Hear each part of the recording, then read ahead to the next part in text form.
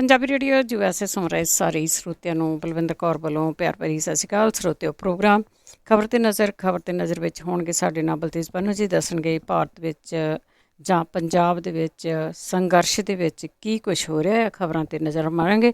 ਖਬਰਾਂ ਤੋਂ ਪਹਿਲਾਂ ਧੰਨਵਾਦ ਸਾਡੇ ਸਪਾਂਸਰ ਦਾ, ਜਿਨ੍ਹਾਂ ਨੇ ਇਸ ਪ੍ਰੋਗਰਾਮ ਨੂੰ ਸਪਾਂਸਰ ਕੀਤਾ, ਸਭ ਤੱਕ ਪਹੁੰਚਾਇਆ। ਖਾਲਸਾ ਇੰਸ਼ੋਰੈਂਸ ਏਜੰਸੀ 4082722500, ਗੁਰਦੀਪ ਸਿੰਘ ਪੈਦੀ ਕਲੋਵਸ, ਸਤਨਾਮ ਸਿੰਘ ਸ਼ੇਰਗਿੱਲ ਸਲਮਾ, ਬੀਸਲਾ ਪਰਿਵਾਰ ਫਰੈਜ਼ਨੋ, ਮਨਜੀਤ ਸਿੰਘ ਦੀਵਾਨਾ ਫਰੈਜ਼ਨੋ, ਬਖਸ਼ੀਸ਼ ਸਿੰਘ ਜੀ ਪਾਓ ਬ੍ਰਦਰਸ, ਗੁਰਚਰਨ ਸਿੰਘ ਜੀ ਬੇਕਰਸਫੀਲਡ। ਬਹੁਤ ਬਹੁਤ ਧੰਨਵਾਦ ਕਰਦੇ ਹਾਂ। ਪ੍ਰੋਗਰਾਮਾਂ ਨੂੰ ਸਪਾਂਸਰ ਕਰਦੇ ਹੋ, ਸਭ ਤੱਕ ਪਹੁੰਚਾਉਂਦੇ ਹੋ। ਚੱਲਦੇ ਹਾਂ ਹੁਣ ਕੁਛ ਖਬਰਾਂ ਵੱਲ। ਖਬਰਾਂ ਤੋਂ ਬਾਅਦ ਜੇ ਤੁਹਾਡਾ ਵੀ ਕੋਈ ਸਵਾਲ ਹੋਇਆ, ਤੁਸੀਂ ਕਾਲ ਕਰ ਸਕੋਗੇ 4082725200, 408-272-5200। ਸਾਡੇ ਨਾਲ ਜੁੜ ਚੁੱਕੇ ਨੇ ਬਲਤੇਜ ਪੰਨੂ। ਸਤਿ ਸ਼੍ਰੀ ਅਕਾਲ, ਸਵਾਗਤ ਹੈ ਜੀ। ਸਤਿ ਸ਼੍ਰੀ ਅਕਾਲ ਜੀ, ਧੰਨਵਾਦ ਜੀ। ਸਭ ਤੋਂ ਪਹਿਲਾਂ ਗੱਲ ਕਰਦੇ ਹਾਂ, ਗੁਜਰਾਤ ਦੇ ਵਿੱਚ ਇੱਕ ਮਾੜਾ ਹਾਦਸਾ ਵਾਪਰਿਆ ਆ। ਸਵੇਰੇ ਸਵੇਰੇ ਹੀ ਇੱਕ ਟਰੱਕ ਸੜਕ 'ਤੇ ਸੁੱਤੇ ਲੋਕਾਂ 'ਤੇ ਜਾ ਚੜ੍ਹਿਆ ਤਾਂ ਕੁਛ ਲੋਕਾਂ ਦੀ ਮੌਤ ਹੋ ਗਈ। ਬਿਲਕੁਲ ਜੀ, ਇਹ ਬੜੀ ਜਿਹੜੀ ਮਾੜੀ ਘਟਨਾ ਹੈ। ਹੁਣ ਤੋਂ ਕੁਝ ਸਮਾਂ ਪਹਿਲਾਂ ਜਿਹੜੀ ਉਹ ਵਾਪਰੀ ਆ। ਸੂਰਤ ਤੋਂ ਕੋਈ 60 ਕਿਲੋਮੀਟਰ ਦੂਰ ਕੋਸਾਂਬਾ ਏਰੀਆ ਪੈਂਦਾ। ਇੱਕ ਡੰਪਰ ਟਰੱਕ ਜਿਹੜਾ ਸੀਗਾ, ਡੰਪ ਟਰੱਕ, ਉਹਨੇ ਕਿਸੇ 3 ਵੀਲਰ ਦੇ ਨਾਲ ਸ਼ਾਇਦ ਉਹ ਟਕਰਾ ਕੇ ਅਨਬੈਲੈਂਸ ਹੋ ਗਿਆ ਤੇ ਉਹ ਸੜਕ ਦੇ ਕੰਢੇ ਦੇ ਉੱਤੇ ਜਿਹੜੇ ਮਜ਼ਦੂਰ ਨੇ ਉਹਨਾਂ ਦੇ ਉੱਤੇ ਜਾ ਚੜਿਆ। 20 ਲੋਕਾਂ ਦੇ ਮਰਨ ਦੀ ਖਬਰ ਜਿਹੜੀ ਹੈ ਜੀ ਉਹ ਆ ਰਹੀ ਹੈ। ਇਹ ਸਾਰੇ ਮਜ਼ਦੂਰ ਸੀਗੇ, ਰਾਜਸਥਾਨ ਦੇ ਬਾਂਸਵਾੜਾ ਡਿਸਟ੍ਰਿਕਟ ਦੇ ਕੁਸ਼ਲਗੜ੍ਹ ਦੇ ਰਹਿਣ ਵਾਲੇ ਸੀਗੇ।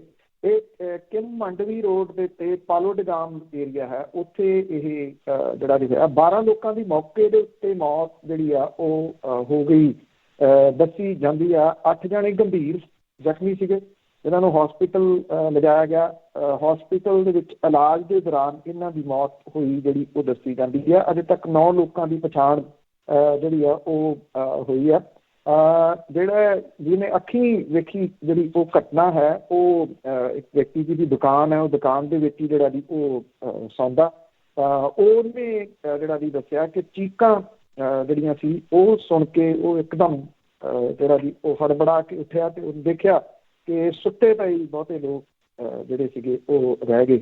ਇਹ ਡੰਪਰ ਜਿਹੜਾ ਜੀ ਉਹ ਇੱਕ ਜਿਹੜਾ ਟਰੈਕਟਰ ਸੀਗਾ ਉਹਦੇ ਨਾਲ ਟਕਰਾਇਆ। ਉਸ ਤੋਂ ਬਾਅਦ ਇਹਦਾ ਡਰਾਈਵਰ ਦਾ ਜਿਹੜਾ ਕੰਟਰੋਲ ਸੀ ਉਹ ਇਹਦੇ ਤੋਂ ਖਤਮ ਹੋ ਗਿਆ। ਡਰਾਈਵਰ ਤੇ ਕਲੀਨਰ ਨੂੰ ਅਰੈਸਟ ਜਿਹੜਾ ਜੀ ਉਹ ਕੀਤਾ ਗਿਆ। ਔਰ ਜਿਵੇਂ ਸਰਕਾਰਾਂ ਦਾ ਜਿਹੜਾ ਜੀ ਉਹ ਕੰਮ ਹੁੰਦਾ ਕਿ ਜਿਹੇ ਜਿਹੜੇ ਮਜ਼ਦੂਰ ਨੇ ਉਹ ਤੁਹਾਨੂੰ ਹਰ ਸ਼ਹਿਰ ਦੇ ਵਿੱਚ ਸੜਕ ਦੇ ਕੰਢੇ ਸੁੱਤੇ ਹੋਏ ਜਿਹੜਾ ਉਹ ਮਿਲ ਜਾਂਦੇ ਆ।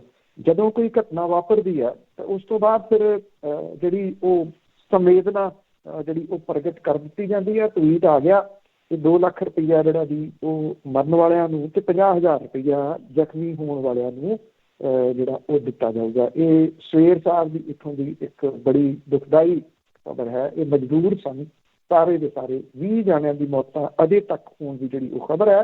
ਕੁਝ ਲੋਕ ਅਜੇ ਜਿਹੜੇ ਜ਼ਖਮੀ ਹਾਲਤ ਦੇ ਵਿੱਚ ਹਸਪੀਟਲ 'ਚ ਦਾਖਲ ਜੀ।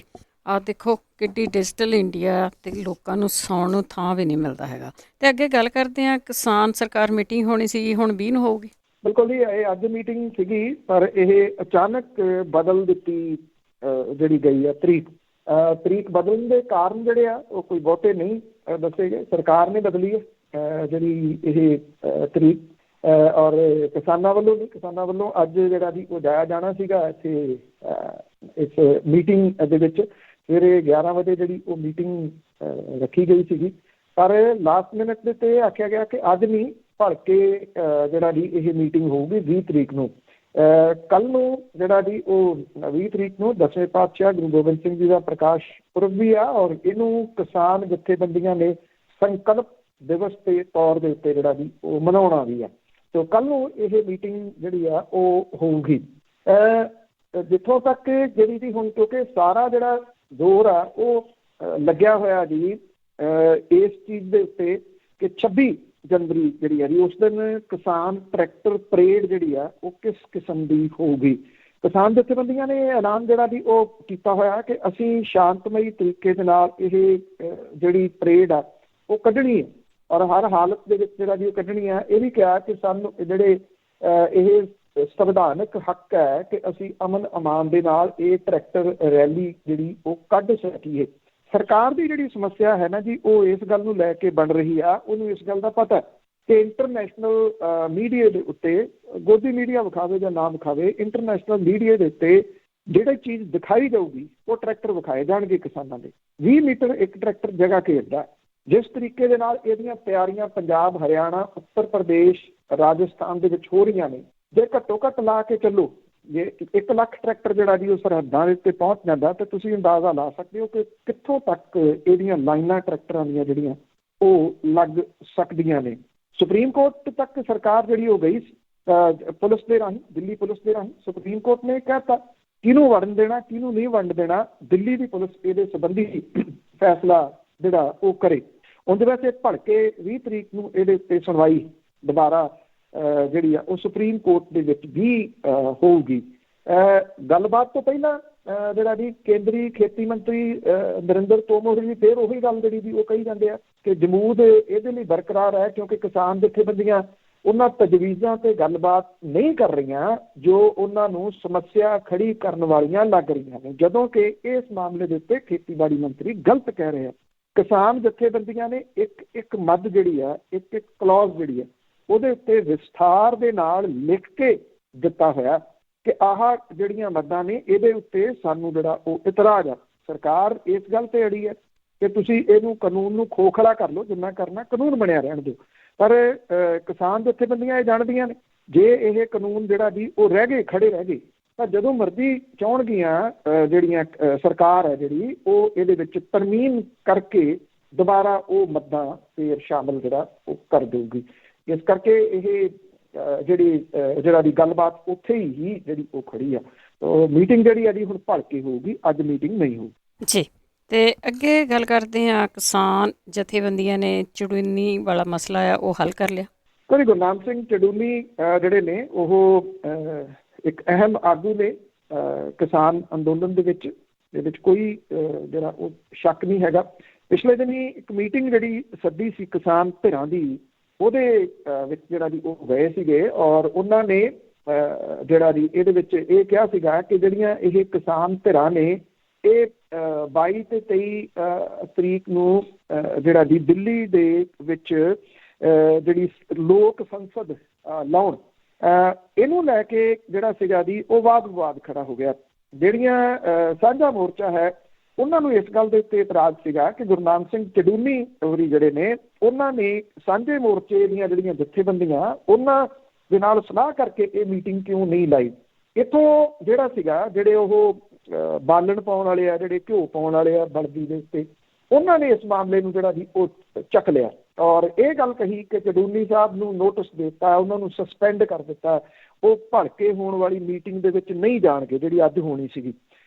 ਜਦੋਂ ਕਿ ਜਿਹੜਾ ਸਾਂਝਾ ਮੋਰਚਾ ਉਹਨੇ ਬਾਅਦ ਦੇ ਵਿੱਚ ਜਿਹੜਾ ਜੀ ਕਲੀਅਰ ਕੀਤਾ ਕਿ ਕੋਈ ਨੋਟਿਸ ਜਿਹੜਾ ਜੀ ਉਹ ਨਹੀਂ ਦਿੱਤਾ ਗਿਆ, ਉਹਨਾਂ ਨੂੰ ਕੋਈ ਸਸਪੈਂਡ ਨਹੀਂ ਕੀਤਾ ਗਿਆ। ਇੱਕ 3 ਮੈਂਬਰੀ ਕਮੇਟੀ ਜਿਹੜੀ ਸੀ ਜੀ ਉਹਨਾਂ ਨੇ ਚੜੂਨੀ ਸਾਹਿਬ ਦੇ ਨਾਲ ਗੱਲ ਕੀਤੀ। ਚੜੂਨੀ ਸਾਹਿਬ ਨੇ ਇਹ ਗੱਲ ਜਿਹੜੀ ਕਹੀ ਕਿ ਮੈਂ ਇੰਡੀਵਿਜੂਅਲ ਹੈਸੀਅਤ ਦੇ ਵਿੱਚ ਉੱਥੇ ਗਿਆ ਸੀ, ਸਾਂਝੇ ਮੋਰਚੇ ਵੱਲੋਂ ਨਹੀਂ, ਔਰ ਇਹ ਮੀਟਿੰਗ ਮੈਂ ਕਾਲ ਜਿਹੜੀ ਉਹ ਨਹੀਂ ਸੀ ਕੀਤੀ। ਇੰਨੀ ਗੱਲ ਸੀ। ਜਿਹੜੀਆਂ ਕਿਸਾਨ ਜਥੇਬੰਦੀਆਂ ਸੀ ਉਹਨਾਂ ਨੇ ਇਹ ਗੱਲ ਕਹਿਤੀ ਕਿ ਮਾਮਲਾ ਤਾਂ ਜਿਹੜਾ ਜੀ ਉਹ ਸੁਲਝ ਗਿਆ ਔਰ ਇਹ ਵੀ ਕਹਿਤਾ ਕਿ ਚੜੂਨੀ ਸਾਹਿਬ ਜਿਹੜੇ ਗੱਲਬਾਤ ਦਾ ਪਾਰਟ ਰਹੇ ਨੇ ਤੇ ਅੱਗੋਂ ਵੀ ਗੱਲਬਾਤ ਦਾ ਜਿਹੜਾ ਜੀ ਉਹ ਪਾਰਟ ਰਹਿਣਗੇ। ਚੜੂਨੀ ਸਾਹਿਬ ਨੇ ਵੀ ਗੱਲ ਕਹੀ ਮੈਂ ਸੰਯੁਕਤ ਕਿਸਾਨ ਮੋਰਚੇ ਨਾਲ ਸੀ, ਹਾਂ ਤੇ ਰਹਾਂਗਾ। ਇਹ ਵੀ ਕਿਹਾ ਕਿ ਇਹ ਵਿਵਾਦ ਜਿਹੜਾ ਇੱਥੇ ਖਤਮ ਹੋ ਜਾਣਾ ਜਿਹੜਾ ਜੀ ਉਹ ਚਾਹੀਦਾ। ਉਹਨਾਂ ਨੇ ਇਹ ਵੀ ਗੱਲ ਕਹੀ ਕਿ ਇਤਿਹਾਸਕ ਅੰਦੋਲਨ ਜਿਹੜੇ ਮੋੜ ਤੇ ਖੜਾ ਹੈ ਉਹਦੇ ਵਿੱਚ ਏਕਤਾ ਤੇ ਅਨੁਸ਼ਾਸਨ ਸਭ ਤੋਂ ਜਿਹੜਾ ਉਹ ਉੱਪਰ ਹੈ। ਇਹ ਜਿਹੜੀਆਂ ਕੁਝ ਜਿਹੜੀਆਂ ਰਾਜਨੀਤਿਕ ਧਿਰਾਂ ਨੇ ਉਹ ਪੂਰੀ ਕੋਸ਼ਿਸ਼ ਪਿਛਲੇ ਸਮੇਂ ਤੋਂ ਕਰਦੀਆਂ ਰਹੀਆਂ ਨੇ ਕਿ ਅਸੀਂ ਇਸ ਕਿਸਾਨ ਅੰਦੋਲਨ ਦੇ ਵਿੱਚ ਸ਼ਾਮਲ ਕਿਵੇਂ ਹੋਈਏ। ਉਹਨਾਂ ਨੂੰ ਕੋਈ ਰਾਹ ਨਹੀਂ ਜਿਹੜਾ ਲੱਭ ਰਿਹਾ ਕਿਉਂਕਿ ਸਭ ਤੋਂ ਇਸ ਵੇਲੇ ਜਿਹੜੀ ਹਾਲਤ ਪਤਲੀ ਆ ਉਹ ਸਿਆਸੀ ਧਿਰਾਂ ਦੀ ਬਣੀ ਪਈ ਹੈ ਕਿ ਉਹ ਕਿੱਥੋਂ ਦੀ ਇਸ ਅੰਦੋਲਨ ਦੇ ਵਿੱਚ ਵੜਨ। ਉਹਨਾਂ ਨੂੰ ਇਹ ਲੱਗਿਆ ਕਿ ਆਹ ਇੱਕ ਜਿਹੜਾ ਜੀ ਰਾਹ ਲੱਗਿਆ ਲੱਭਣ ਤੇ ਉਹ ਤਾਂ ਕਰਕੇ ਜਿਹੜਾ ਸੀਗਾ ਜੀ ਇੱਕਦਮ ਜਦੋਂ ਇਹ ਮਾਮਲਾ ਭਖਣਾ ਸ਼ੁਰੂ ਹੋਇਆ ਚੜੂਨੀ ਸਾਹਿਬ ਵਾਲਾ ਤੇ ਉਹ ਗੁਰਨਾਮ ਸਿੰਘ ਚੜੂਨੀ ਹੋਰਾਂ ਦੀ ਪਿੱਠ ਦੇ ਉੱਤੇ ਆਉਂਦਾ ਜਿਹੜਾ ਜੀ ਉਹ ਦਿਸਿਆ ਔਰ ਉਹਨਾਂ ਦੀ ਬਿਆਨ ਜਾਰੀ ਕਰਨੇ ਸ਼ੁਰੂ ਕਰ ਦਿੱਤੇ। ਇਹਦੇ ਵਿੱਚ ਰਵਨੀਤ ਸਿੰਘ ਬਿੱਟੂ ਜਿਹੜੇ ਉਚੇਚੇ ਤੌਰ ਦੇ ਉੱਤੇ ਸ਼ਾਮਲ ਨੇ, ਜਿਨ੍ਹਾਂ ਨੇ ਪਿਛਲੇ ਕੁਝ ਦਿਨ ਪਹਿਲਾਂ ਅਜੇ ਇੰਨਾ ਕੁਝ ਜਿਹੜਾ ਜੀ ਉਹ ਬੋਲਿਆ ਕਿਸਾਨ ਜਥੇਬੰਦੀਆਂ ਦੇ ਬਾਰੇ ਦੇ ਵਿੱਚ। ਉੱਥੇ ਖਾਲਿਸਤਾਨੀ ਧਿਰਾਂ ਜਿਹੜੀਆਂ ਦੀ ਉਹ ਆ ਗਈਆਂ, ਸਰਕਾਰ ਉਹਦੇ ਉੱਤੇ ਕਾਰਵਾਈ ਕਰੇ।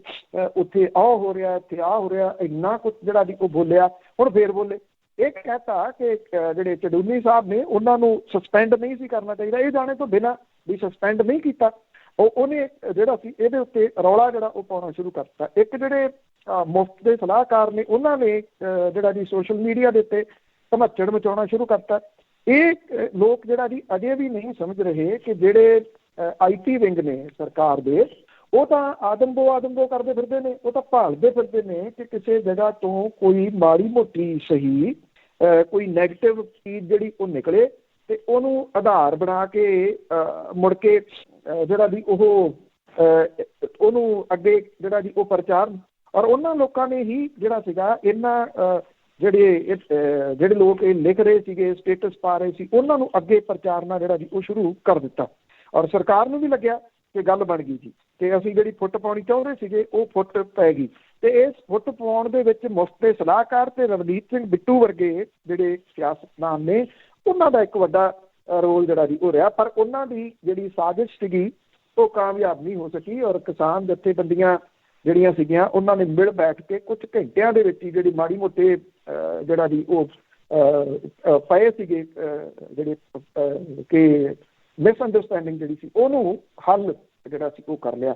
ਔਰ ਇਹ ਸਿਆਣਪ ਕੀਤੀ, ਬਜਾਏ ਇਹਦੇ ਕਿ ਇਹਨੂੰ ਇੱਕ ਦਿਨ ਵੀ ਜਿਹੜਾ ਉਹ ਲਮਕਾਇਆ ਜਾਂਦਾ, ਕਿਉਂਕਿ ਉਦੋਂ ਤੱਕ ਫਿਰ ਇਹ ਜਿਹੜੀਆਂ ਲੱਗੀਆਂ ਹੋਈਆਂ ਤਾਕਤਾਂ ਨੇ ਜੀ, ਉਹਨਾਂ ਨੇ ਕੁਛ ਦਾ ਕੁਛ ਜਿਹੜਾ ਉਦੋਂ ਤੱਕ ਬਣਾ ਦੇਣਾ ਸੀਗਾ ਇਸ ਸਾਰੇ ਚੀਜ਼ ਦਾ। ਔਰ ਉਹਨਾਂ ਨੇ ਕੁਝ ਘੰਟਿਆਂ ਦੇ ਵਿੱਚ ਹੀ ਸਾਰਾ ਮਸਲਾ ਜਿਹੜਾ ਸੀ ਉਹ ਹੱਲ ਕਰ ਲਿਆ। ਤੇ ਇੱਕ ਵਾਰੀ ਫੇਰ ਜਿਹੜੀਆਂ ਇਹ ਧਿਰਾਂ ਸੀ ਇਹਨਾਂ ਨੂੰ ਮੂੰਹ ਦੀ ਖਾਣੀ ਪਈ। ਜੀ ਬਿਲਕੁਲ ਬਿਲਕੁਲ, ਕੰਮ ਤਾਂ ਐਂ ਚੱਕ ਲਿਆ ਸੀ ਵੀ ਹੁਣ ਕੰਮ ਗਿਆ। ਤੇ ਅੱਗੇ ਮਹਿਲਾ ਦਿਵਸ ਦੇ ਵਾਲੇ ਦਿਨ ਦੀ ਜੇ ਗੱਲ ਕਰੀਏ ਤਾਂ ਔਰਤਾਂ ਨੇ ਕਮਾਂਡ ਸੰਭਾਲੀ ਬਹੁਤ ਹੀ ਵਧੀਆ ਤਰੀਕੇ ਦੇ ਨਾਲ। ਦੇਖੋ ਇਹ ਆਪਣੇ ਆਪ ਦੇ ਵਿੱਚ ਬਹੁਤ ਜਿਹੜਾ ਇੱਕ ਨਵੇਕਲਾ ਸਟੈਪ ਕਿਸਾਨ ਜਥੇਬੰਦੀਆਂ ਦਾ ਜਿਹੜਾ ਉਹ ਕਿਹਾ ਜਾ ਸਕਦਾ।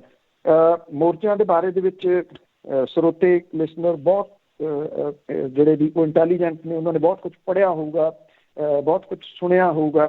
ਪਰ ਅਜਿਹੀਆਂ ਚੀਜ਼ਾਂ ਬਹੁਤ ਘੱਟ ਵੇਖਣ ਨੂੰ ਜਿਹੜੀਆਂ ਦੀ ਉਹ ਮਿਲੀਆਂ।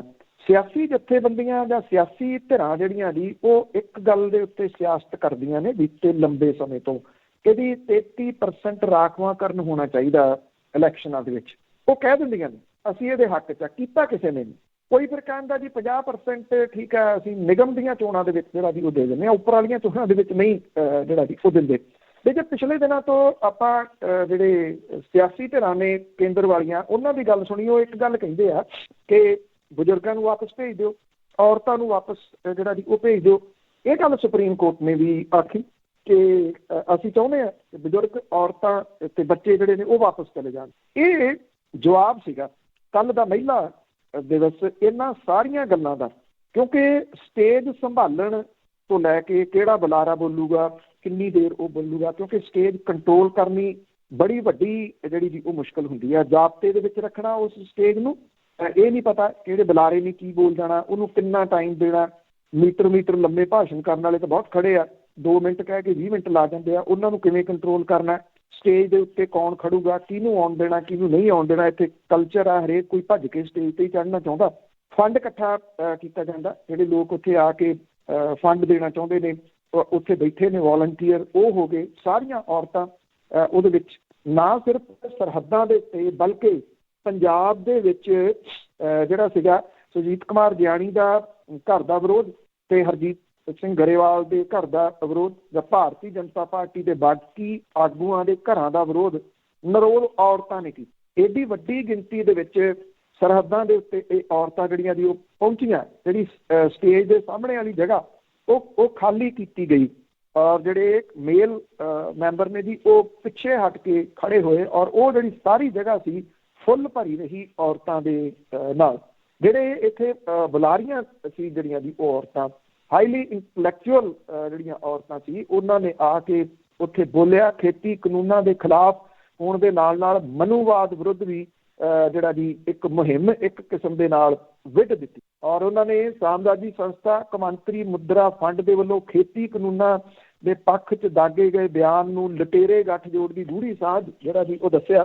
ਮਤਲਬ ਕਿ ਇਹਨਾਂ ਖੇਤੀ ਕਾਨੂੰਨਾਂ ਦੇ ਬਾਰੇ ਦੇ ਵਿੱਚ ਉਹ ਭਾਸ਼ਣ ਇਹਨਾਂ ਔਰਤਾਂ ਨੇ ਵੱਖ-ਵੱਖ ਸ਼ਹਿਰਾਂ ਤੋਂ ਜਿਹੜੀਆਂ ਆਈਆਂ, ਚੰਡੀਗੜ੍ਹ ਤੋਂ ਬਹੁਤ ਵੱਡੀ ਗਿਣਤੀ ਦੇ ਵਿੱਚ ਔਰਤਾਂ ਜਿਹੜੀਆਂ ਸੀਗੀਆਂ ਉਹ ਇਸ ਸਿੰਘੂ ਬਾਰਡਰ ਦੇ ਉੱਤੇ ਜਿਹੜੀਆਂ ਉਹ ਸ਼ਾਮਲ ਸਨ। ਉਹ ਨਾ ਸਿਰਫ ਜਿਹੜਾ ਜੀ ਛੋਟੇ-ਛੋਟੇ ਕਮਾਂਡ ਸੰਭਾਲ ਰਹੀਆਂ ਸਨ, ਬਲਕਿ ਉਹਨਾਂ ਨੇ ਜਿਹੜੀ ਭਾਸ਼ਣ ਕੀਤੇ ਉਹਦੇ ਨਾਲ ਉਹਨਾਂ ਦੀ ਇਹਨਾਂ ਖੇਤੀ ਕਾਨੂੰਨਾਂ ਦੇ ਬਾਰੇ ਜਾਣਕਾਰੀ ਔਰ ਉਹਨਾਂ ਦੀ ਗੱਲਬਾਤ ਦੇ ਉੱਤੇ ਪਕੜ ਜਿਹੜੀ ਹੈ ਜੀ ਉਹਨੇ ਬਹੁਤ ਸਾਰੇ ਲੋਕਾਂ ਨੂੰ ਹੈਰਾਨ ਕਰ ਦਿੱਤਾ। ਔਰ ਉਹਨਾਂ ਲੋਕਾਂ ਨੂੰ ਜਵਾਬ ਦਿੱਤੇ ਜਿਹੜੇ ਕਹਿੰਦੇ ਸੀ ਕਿ ਔਰਤਾਂ ਜਿਹੜੀਆਂ ਜੀ ਇਸ ਮੋਰਚੇ ਤੋਂ ਚਲੀਆਂ ਜਾਣ।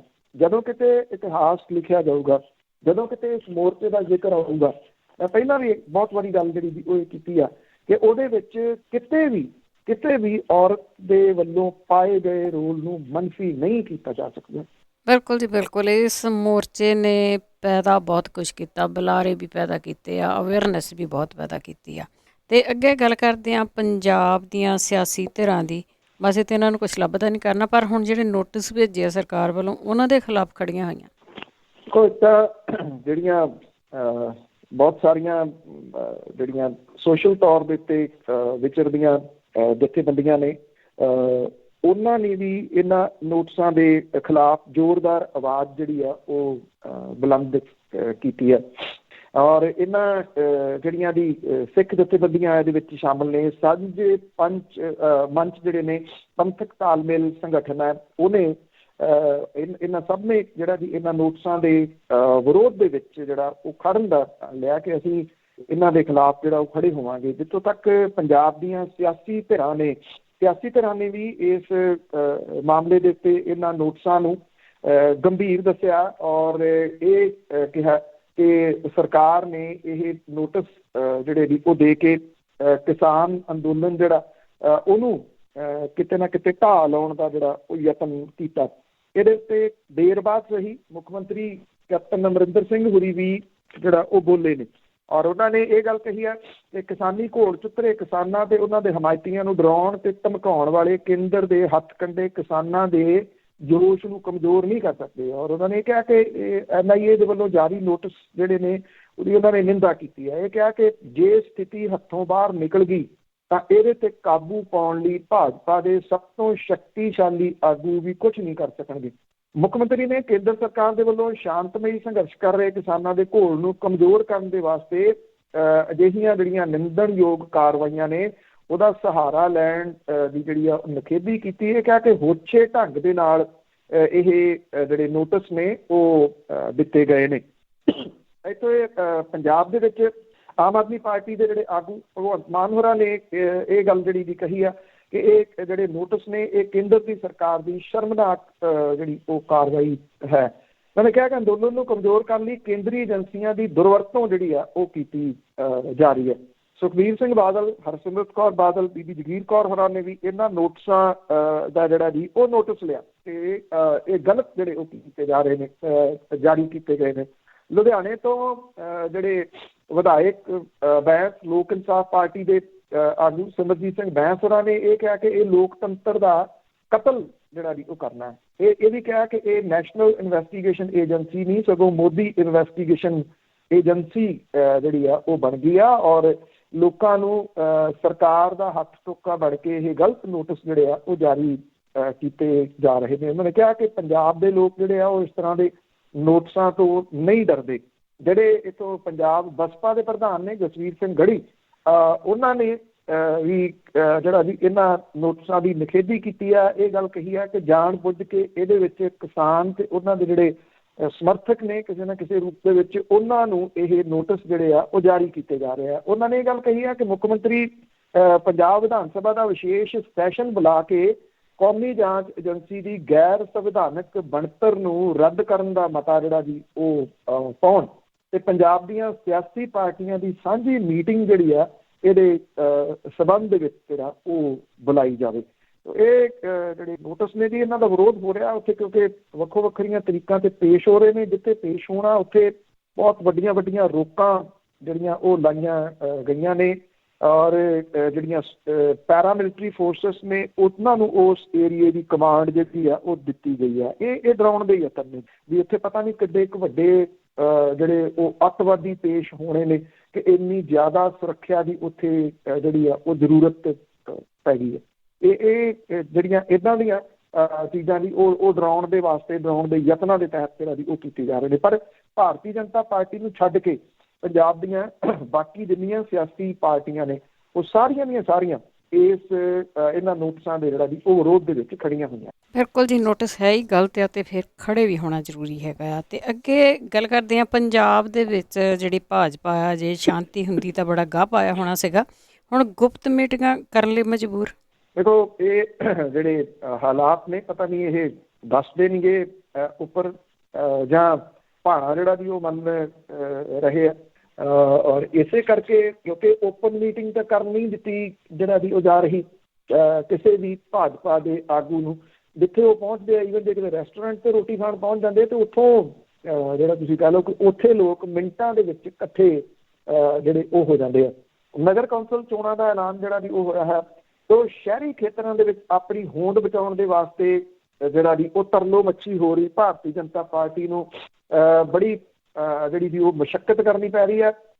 ਔਰ ਜਿਹੜੀਆਂ ਕਿਸਾਨ ਜਥੇਬੰਦੀਆਂ ਨੇ ਉਹਨਾਂ ਦੇ ਵੱਲੋਂ ਲਗਾਤਾਰ ਘਿਰਾਓ ਹੋਣ ਦੇ ਕਰਕੇ ਹੁਣ ਚੁੱਪ ਚਪੀਤੇ ਜਿਹੜੇ ਦੀ ਉਹ ਮੀਟਿੰਗਾਂ ਕਰ ਰਹੇ ਨੇ। ਗੁਪਤ ਮੀਟਿੰਗ ਦੇ ਲੜਨੇ ਇਲੈਕਸ਼ਨ ਹੈ, ਵੋਟਾਂ ਲੋਕਾਂ ਨੇ ਪਾਉਣੀਆਂ ਨੇ ਨਿਗਮ ਦੀਆਂ, ਤੇ ਗੁਪਤ ਮੀਟਿੰਗਾਂ ਜਿਹੜੀਆਂ ਦੀ ਉਹ ਕੀਤੀਆਂ ਜਾ ਰਹੀਆਂ ਨੇ।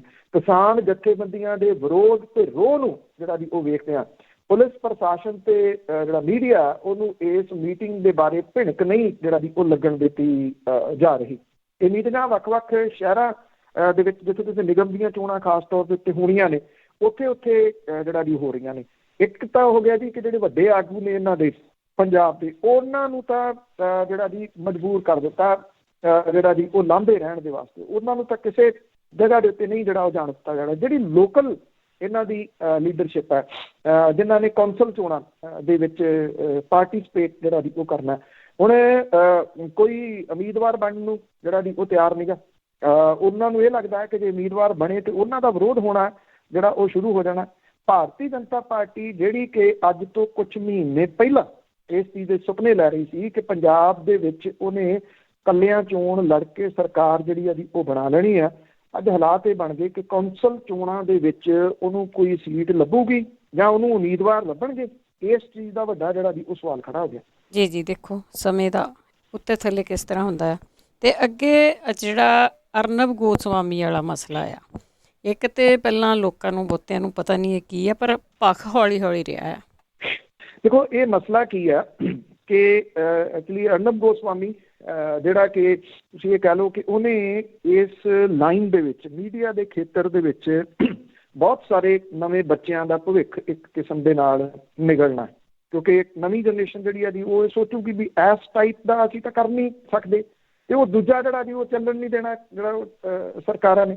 ਉਹ ਜੋ ਕੁਛ ਜਿੰਨੀ ਚਾਪਲੂਸੀ ਜਿਹੜੀ ਜੀ ਉਹਨੇ ਕੀਤੀ ਜਾਂ ਕਰ ਰਿਹਾ, ਉਹਨੇ ਬਿਨਾਂ ਕਿਸੇ ਸ਼ੱਕ ਦੇ ਜੀ ਇਸ ਜਿਹੜਾ ਇਹ ਜਰਨਲਿਜ਼ਮ ਹੈ, ਪੱਤਰਕਾਰਤਾ ਹੈ, ਉਹਦੇ ਉੱਤੇ ਬਹੁਤ ਵੱਡਾ ਜਿਹੜਾ ਜੀ ਉਹ ਧੱਬਾ ਲਾਇਆ ਤੇ ਲਾ ਰਿਹਾ। ਮਾਮਲਾ ਕੀ ਹੈ ਕਿ ਉਹਦੀ ਜਿਹੜੀ ਇੱਕ ਚੈਟ ਜਿਹੜੀ ਕਿ ਇੱਕ ਅਹਿਮ ਆਗੂ ਦੇ ਨਾਲ ਹੋਈ, ਉਹ ਲੀਕ ਹੋ ਗਈ।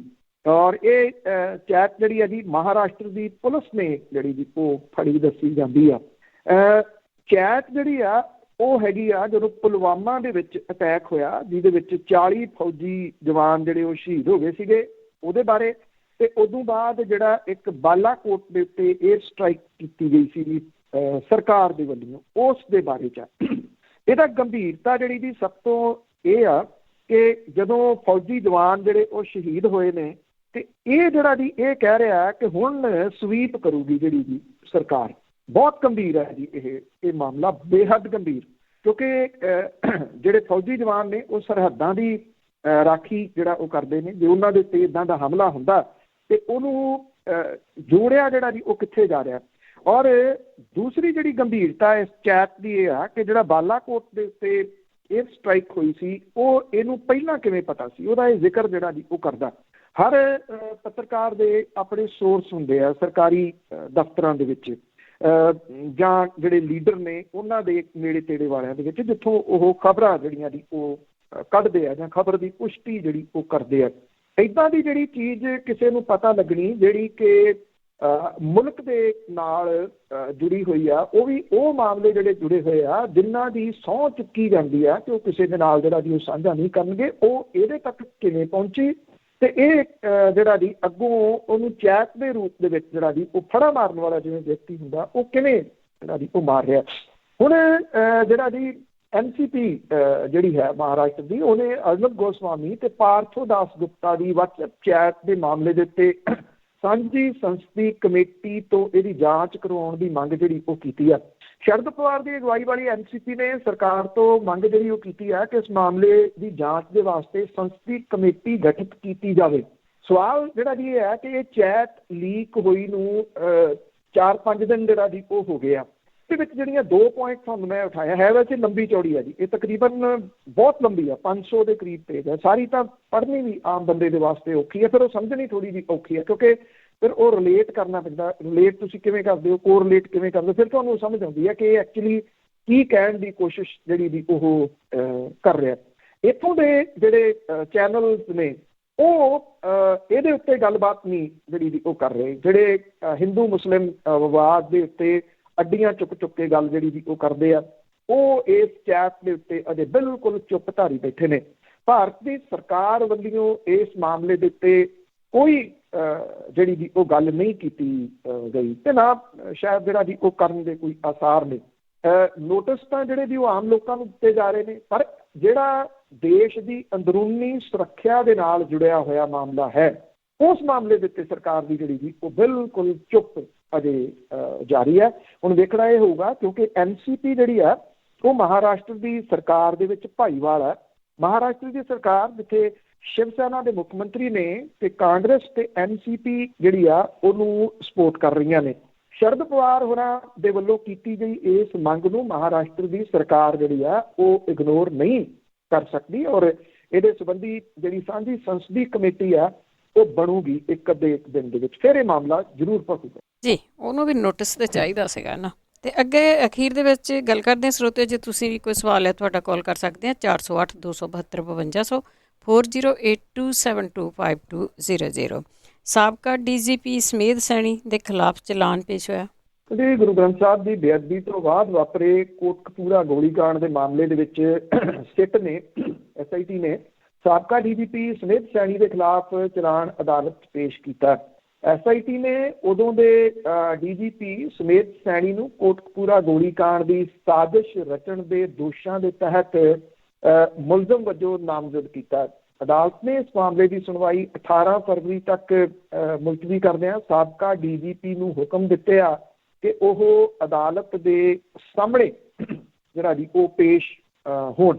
ਜਾਂਚ ਟੀਮ ਨੇ ਕੋਟਕਪੂਰਾ ਗੋਲੀਕਾਂਡ ਦੇ ਵਿੱਚ ਮੁਅੱਤਲੀ ਦੇ ਅਧੀਨ IG ਪਰਮਰਾਜ ਸਿੰਘ ਉਮਰਾ ਨੰਗਲ, ਸਾਬਕਾ SSP Charanjit Sharma, SP Baljit Singh Sidhu, DSP Paramjit Singh Pannu, city Kotkapura ਦੇ ਸਾਬਕਾ SHO ਗੁਰਦੀਪ ਸਿੰਘ ਪੰਧੇਰ ਤੇ ਸਾਬਕਾ ਸੰਸਦੀ ਸਕੱਤਰ ਮਨਤਾਰ ਸਿੰਘ ਬਰਾੜ ਦੇ ਖਿਲਾਫ ਵੀ ਅਦਾਲਤ ਦੇ ਵਿੱਚ ਚਲਾਨ ਪੇਸ਼ ਜਿਹੜਾ ਜੀ ਉਹ ਕੀਤਾ। ਸਾਬਕਾ ਸੰਸਦੀ ਸਕੱਤਰ ਮਨਤਾਰ ਸਿੰਘ ਬਰਾੜ ਜਿਹੜਾ ਜੀ ਉਹ ਅਕਾਲੀ ਦਲ ਬਾਦਲ ਦੇ ਨਾਲ ਸੰਬੰਧਿਤ ਹੈ ਔਰ ਉਹ ਉਸ ਘਟਨਾ ਵਾਲੀ ਥਾਂ ਦੇ ਉੱਤੇ ਮੌਜੂਦ ਸੀ। ਜਿਹੜੀ ਫੋਨ ਕਾਲ ਚੱਲ ਰਹੀ ਸੀ ਉਸ ਵੇਲੇ ਬਾਰ-ਬਾਰ ਸਮੇਧ ਸਿੰਘ ਸੈਣੀ ਹੋਰਾਂ ਦੇ ਨਾਲ ਜਾਂ ਪ੍ਰਕਾਸ਼ ਸਿੰਘ ਬਾਦਲ ਹੋਰਾਂ ਦੇ ਨਾਲ ਜਾਂ ਉਹਨਾਂ ਦੇ ਜਿਹੜੇ OSP ਸੀ ਉਹਦੇ ਨਾਲ, ਉਹ ਮਨਤਾਰ ਸਿੰਘ ਬਰਾੜ ਹੀ ਜਿਹੜਾ ਉਹ ਕਰਵਾ ਰਿਹਾ ਸੀ। ਇਹ ਪੂਰੀ ਦੀ ਪੂਰੀ ਕਾਲ ਡਿਟੇਲ ਜਿਹੜੀ ਆ ਜੀ ਉਹ ਚਰਚਾ ਦਾ ਵਿਸ਼ਾ ਰਹੀ ਆ। ਜਾਂਚ ਟੀਮ ਨੇ 2 ਦਿਨ ਪਹਿਲਾਂ ਬਾਈਬਲ ਗੋਲੀਕਾਂਡ ਦੇ ਵਿੱਚ ਸਾਬਕਾ DGP ਦੇ ਖਿਲਾਫ ਚਲਾਨ ਅਦਾਲਤ ਦੇ ਵਿੱਚ ਪੇਸ਼ ਕੀਤਾ ਸੀ। ਹਾਲਾਂਕਿ SIT ਜਿਹੜੀ ਆ ਉਹ DGP ਨੂੰ ਗ੍ਰਿਫਤਾਰ ਨਹੀਂ ਕਰ ਸਕੀ, ਉਹਨੂੰ ਜਿਹੜੀ ਆ ਉਹ ਬੇਲ ਮਿਲੀ ਹੋਈ ਆ। ਚਲਾਨ ਪੇਸ਼ ਹੋਣ ਤੋਂ ਬਾਅਦ ਸਾਬਕਾ DGP ਸਮੇਧ ਸੈਣੀ ਦੀਆਂ ਮੁਸ਼ਕਲਾਂ ਜਿਹੜੀਆਂ ਜੀ ਉਹ ਵੱਧ ਸਕਦੀਆਂ ਨੇ। ਸੈਣੀ ਦਾ ਅਦਾਲਤ ਦੇ ਵਿੱਚ ਪੇਸ਼ ਹੋਣਾ ਲਾਜ਼ਮੀ ਹੈ ਔਰ ਇਹ ਜਿਹੜੇ ਪੁਲਿਸ ਆਫੀਸਰ ਨੇ ਇਹ ਕਿਸੇ ਨਾ ਕਿਸੇ ਤਰੀਕੇ ਦੇ ਨਾਲ SIT ਦੇ ਮੁੱਖ ਮੈਂਬਰ ਜਿਹੜੇ IG ਨੇ ਕੁੰਵਰ ਵਿਜੇ ਪ੍ਰਤਾਪ ਸਿੰਘ ਹੋਰਾਂ ਨੂੰ ਇਸ ਜਾਂਚ ਤੋਂ ਲਾਂਭੇ ਕਰਾਉਣਾ ਚਾਹੁੰਦੇ ਨੇ ਔਰ ਉਹ ਹੱਥ ਪੈਰ ਮਾਰੀ ਜਾ ਰਹੇ ਨੇ। ਔਰ ਇਸ ਮਾਮਲੇ ਦੇ ਉੱਤੇ ਜਿਹੜੀ ਹਾਈ ਕੋਰਟ ਦੇ ਵਿੱਚ ਜਿਹੜੀ ਇੱਕ ਦਾਇਰ ਕੀਤੀ ਪਟੀਸ਼ਨ ਸੀਗੀ ਕਿ ਕੁੰਵਰ ਵਿਜੇ ਪ੍ਰਤਾਪ ਸਿੰਘ ਹੋਰਾਂ ਨੂੰ ਇਹਦੇ ਤੋਂ ਬਦਲਿਆ ਜਾਵੇ, ਇਹਦੀ ਜਿਹੜੀ ਸੁਣਵਾਈ ਆ ਉਹ 1 ਫਰਵਰੀ ਤੱਕ ਮੁਲਤਵੀ ਹੋ ਗਈ ਆ। ਪੰਜਾਬ ਸਰਕਾਰ ਕੋਰਟ ਦੇ ਵਿੱਚ IG ਨੂੰ ਬਦਲਣ ਤੋਂ ਪਹਿਲਾਂ ਹੀ ਨਾ ਕਰ ਚੁੱਕੀ ਹੈ ਜੀ। ਸੋ ਹੌਲੀ ਹੌਲੀ ਸਹੀ ਇੰਨਾ ਜ਼ਰੂਰ ਆ ਕਿ ਇਹ ਵੱਡੇ ਨਾਮ ਜਿਹੜੇ ਆ ਇਸ ਮਾਮਲੇ ਦੇ ਵਿੱਚ ਸਾਹਮਣੇ ਆਏ ਆ। ਤੇ ਸਭ ਤੋਂ ਵੱਡਾ ਸਵਾਲ ਜਿਹੜਾ ਜੀ ਉਹ ਅੱਜ ਇਹ ਖੜਾ ਕਿ ਉਦੋਂ ਦੇ ਜਿਹੜੇ DGP ਨੇ ਸੁਮੇਧ ਸੈਣੀ, ਕੀ ਉਹਨਾਂ ਨੇ ਗੋਲੀ ਚਲਾਉਣ ਦਾ ਹੁਕਮ ਆਪਣੇ ਤੌਰ ਦੇ ਉੱਤੇ ਦਿੱਤਾ ਸੀ ਜਾਂ ਫਿਰ ਉਹਨਾਂ ਨੂੰ ਉਹਨਾਂ ਦੇ ਜਿਹੜੇ ਅੱਗੇ ਬੌਸ ਸੀ ਉਹਨਾਂ ਨੇ ਇਹਦੇ ਵਾਸਤੇ ਜਿਹੜਾ ਜੀ ਉਹ ਕਿਹਾ ਸੀਗਾ। ਇਹ ਚੀਜ਼ਾਂ ਅਜੇ ਇਹ ਪਰਤਾਂ ਖੁੱਲਣੀਆਂ ਬਾਕੀ ਨੇ ਉਦੋਂ ਤੱਕ ਜਦੋਂ ਤੱਕ ਸੁਮੇਧ ਸੈਣੀ ਹੋਰੀ ਅਦਾਲਤ ਵਿੱਚ ਪੇਸ਼ ਨਹੀਂ। ਜੀ ਸਰੋਤਿਓ, ਅਸੀਂ ਇੱਕ ਬ੍ਰੇਕ ਲੈਂਦੇ ਹਾਂ। ਬ੍ਰੇਕ ਤੋਂ ਬਾਅਦ ਵਾਪਸ ਆਣ ਕੇ ਫਿਰ ਤੁਹਾਡੇ ਨਾਲ ਗੱਲਾਂ ਬਾਤਾਂ ਕਰਾਂਗੇ। ਜਿਹੜੇ ਹੋਲਡ 'ਤੇ ਪਲੀਜ਼ ਹੋਲਡ 'ਤੇ ਬਣੇ ਰਹਿਣਾ। ਜਿੰਨੀ ਹਜੇ ਕਾਲ ਕਰਨੀ ਹੈ ਤੁਸੀਂ ਕਾਲ ਕਰ ਸਕਦੇ ਹੋ 4082725200। ਇੱਕ ਬ੍ਰੇਕ ਤੋਂ ਬਾਅਦ ਆਉਂਦੇ ਹਾਂ ਵਾਪਸ। ਪੰਜਾਬੀ ਰੇਡੀਓ USA ਸੁਣ ਰਹੇ ਸਾਰੇ ਸਰੋਤਿਆਂ ਦਾ ਸਵਾਗਤ ਕਰਦੇ। ਤੁਸੀਂ ਜੁੜੇ ਹੋਏ ਹੋ ਪੰਜਾਬੀ ਰੇਡੀਓ USA ਨਾਲ ਤੇ ਪ੍ਰੋਗਰਾਮ ਹੈ ਜੀ ਖਬਰ ਤੇ ਨਜ਼ਰ। ਖਬਰ ਤੇ ਨਜ਼ਰ ਵਿੱਚ ਹੁੰਦੇ ਨੇ ਸਾਡੇ ਨਾਲ ਬਲਤੇਜ ਪੰਨੂ ਜੀ। ਇਸ ਹਿੱਸੇ ਦੇ ਵਿੱਚ ਤੁਸੀਂ ਕਾਲ ਕਰਕੇ ਤੁਹਾਡਾ ਕੋਈ ਵੀ ਸਵਾਲ ਆ ਤੁਸੀਂ ਪੁੱਛ ਸਕਦੇ ਹੋ। 4082725200 ਸਟੂਡੀਓ ਦਾ ਫੋਨ ਨੰਬਰ ਹੈ।